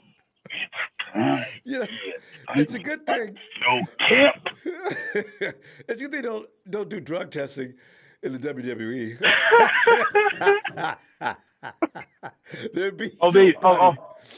They did drug testing all right. They did drug testing all right. They're like, just send us a cup of urine from just FedEx it to us. We'll check it out for you. Oh God. So that's how they did it back in the day. High level drugs too. But anyway, hey. So Bob, we're looking at the little fires that are going to be burning around camp. Bob, name some of them, man, that you like, man, because I already went down through a list. I'm sure you heard them by now. What are you thinking? Well, it's obvious, and it's right there in front of all of us. It's the thing that's been bothering us for years. We got Ward on 2 years. We got Hart on a year. We got one of our other cornerbacks on a year. Barrett, he's on a year. We got Mosley. Mosley's all right. And Pop, do you remember Tim Harris? So every time I look up and I see Tim Harris in a shot at 49ers.com, oh yeah, that's right, Tim Harris. He's been around forever. He ain't played a lick. Yeah, and overall, I mean, as hurt as we were last year, we were number 5. That's without Buckner. So that was without Buckner, without Boza, and without Ford. And I find it hard to believe that will be worse next year. You know what I mean? I'm just calling it like I see. I just find it hard to believe that will be worse than we were last year. But that goes to show a good strategy sometimes can keep up with a lot of great talent. That's the only thing I can think of because I don't understand that ranking. I'm like you. I don't get it. Oh, I do. I totally get that ranking. The ranking, it happened because of Barrett, Mosley, and Ward. Oh, that's right. The secondary. Because we're able to send a 5th guy. They're able to send 5 instead of just 4. And now we just have to contend with the run game mostly because they were shutting that passing game up. That's a good point. Yeah. Right. And, DeMeco Ryans, he said himself he's going to be more aggressive. So from my particular standpoint, I don't think they're going to put it all on the front 4. So, as long as Armstead has to play defensive end when I think his best position is defensive tackle. So as long as he's playing first and second down on the edge, they'll be sending a 5th guy. That's why they got Ikebuka. Yeah, there's no need for that. We got Eboke. Yes, exactly. Don't put him out there. He does his best work inside. Exactly. Yeah, I mean, having faith in Ford is irrelevant. I just have to look. This is how I look at Ford. He wasn't there last year. We were 5th. He was barely there during the Super Bowl run. We were number 1. Yep. We lost Buckner, and I hate losing Buckner, but the fact is we were still 5. So, we got hell of a play of our linebackers, but I think the secondary is where the dogfight's going to be because they need backup players. We need backup players bad, right? We need backup players, period. You got Hufanga who can play he can play down in the box. He can also blitz too. So and I think he's got good instinct. So I really, really liked him a lot. That's how he's done so well. Coming out. I agree. Yeah. And he's making plays in camp. But I mean, there's certain players we've already seen them in camp. We've seen Jalen Hurd We've seen him. We've seen him in preseason. Bubble wrap him, put him on the pup. Same thing with Ford. Put him on the pup. I wouldn't even let Ford practice. Seriously. I'd be like, Ford, every time I see those names together, let me say it. We're encouraged with what we see. That's all media. That's all media. That's for the media. You know what, though? Next time they have a media conference and John says that, everybody should just, John, whoa. John, we need more details than that. Come on, John. You've been telling us that for 2 years. You know? Are you still encouraged? No, they need. Well, could you imagine if they hired Grant Cohn as quality control and he got on the mic? Oh my God. Grant Blake, D Ford? Oh, he's a walking disaster. We're just trying to keep him alive right now. He's on life support. Jalen Hurd, he has a new bionic spine. We're working on that. We're tweaking it. No, but it is what it is, though. I mean, I think Jesus. it's secondary. Secondary's been a problem for us. Frightening. Yeah. It's bad because you can't, when you're a Super Bowl contending team, you just don't want to make those mistakes. And they just made such a huge mistake with Ford. And I just chalked it up to like inexperience with Lynch. I think Shanahan is a coach. I don't think he's a GM type guy. So he's going to make mistakes because of that. And I don't think he cares. I honestly believe that Shanahan could care less if we got a 7th round pick for Jimmy or we cut him. I think that he's at the point right now he wants his quarterback. Yeah, but he wants. I'm just letting you know how I think. No, Shanahan don't give a damn. I'm telling you, he's a coach. He ain't a GM. We don't have for 2 Lynch years. gives a damn. No. Hey, look, for 2 years. Look, listen. I'm telling you, I'm trying to explain to you that last season, okay, that I call the COVID wasted year. Okay, that is going to affect football. I mean, I'm hearing so much stuff in the traffic world of college football. Yeah, there's some serious issues in COVID that is going to next year's draft class is going to suck. Let me put it to you that way. And I think it'll recover. Sense. But next year, I mean, I'm like, you know what, Gilmore, what you want, second, third, what you want? I'll give you that because. I agree with my boy Eric Davis. You know who that is, don't you? Yeah, of course. Eric Davis, because he was like, look, he goes back in the day, we built from the outside in. We cover you, we lock your receivers down, and we're going to send 5 or 6. We'll get to you. You know what I'm saying? Yeah. Right. And they're not playing. They're not playing. And even more so today in this NFL than past NFLs, that the better athletes is on the defensive side of the ball anyway. So most of your offensive linemen in the current NFL are okay.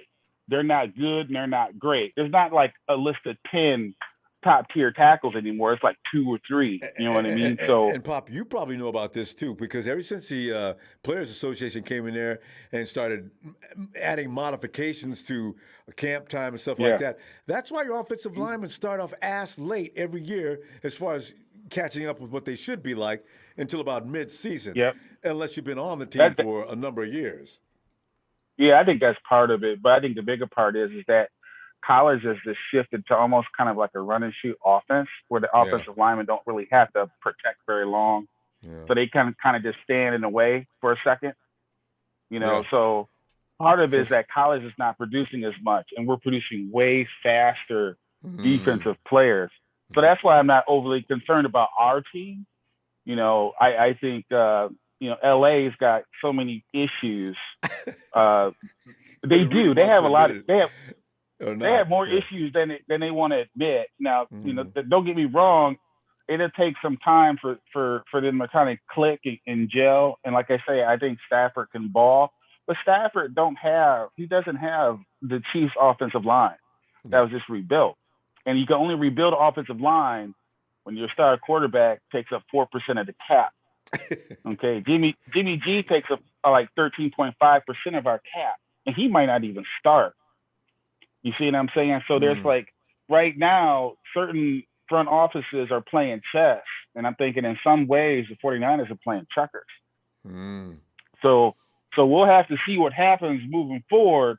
But yeah, I think the biggest camp battle that I see is right in front of my eyes is going to be that secondary, because the secondary is the key to stopping all those receivers in the NFC West. This is secondary because you got to lock those guys down for 3 seconds. Yeah, that's why they were so good last year, because the front four. Oh, Pop, I never like to say anything, but they were average at best. You know? They may have been average, but you're still talking the 5th rated defense in the NFL, and you're talking Verrett was an all-timer last year.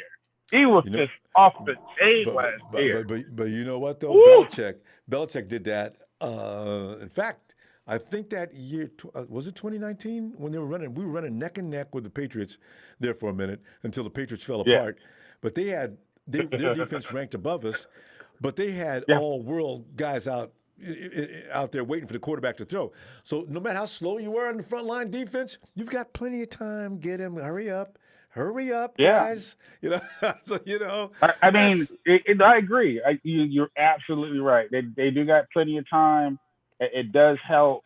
You know, it definitely takes the whole defense. But we can't afford to lose somebody. We lose Verrett, we're screwed. You see what I'm saying? So that's why there's that emphasis. Yeah, I would rather, if I had to choose between Justin Houston and Gilmore, I'm taking Gilmore, you know, because I know I can put him on the other corner. Okay, now I got 2 lockdown corners. And if something happens to one of those guys, then I got Mosley. I think Mosley's good coming off the bench. I personally think that he's a second team person.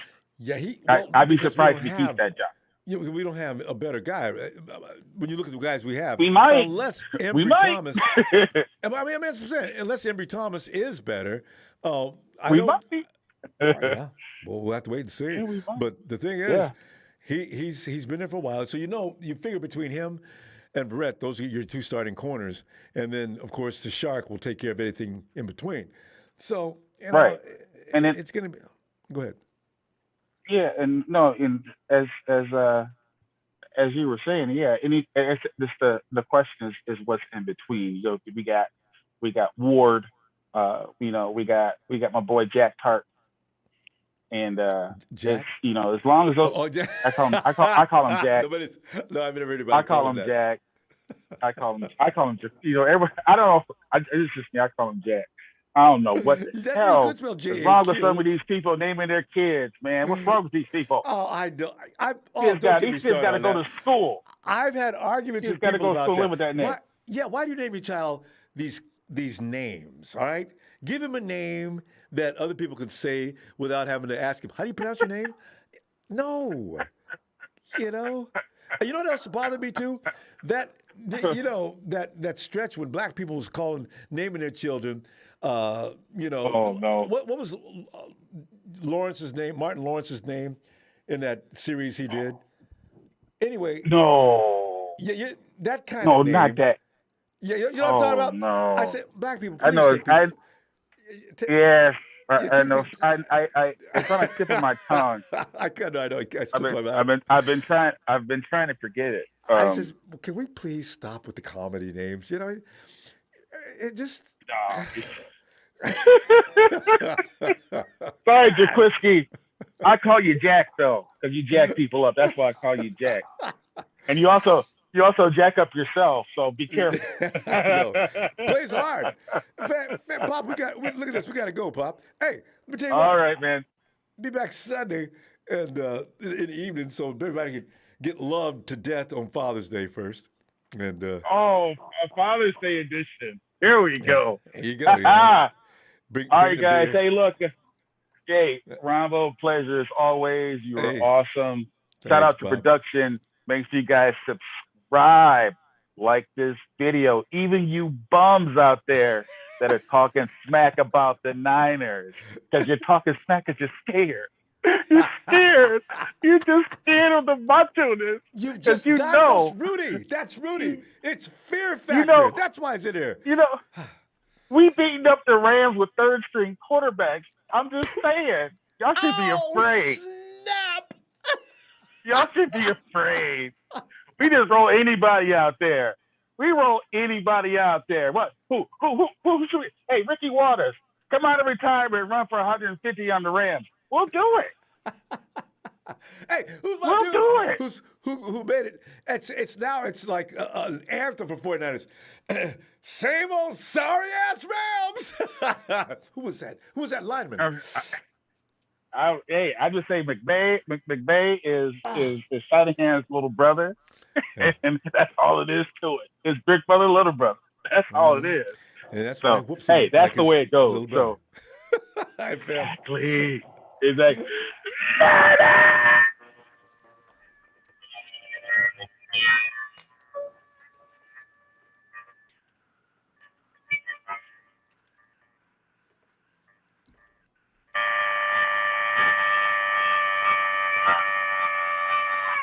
Goddamn dog, shut up. I'm just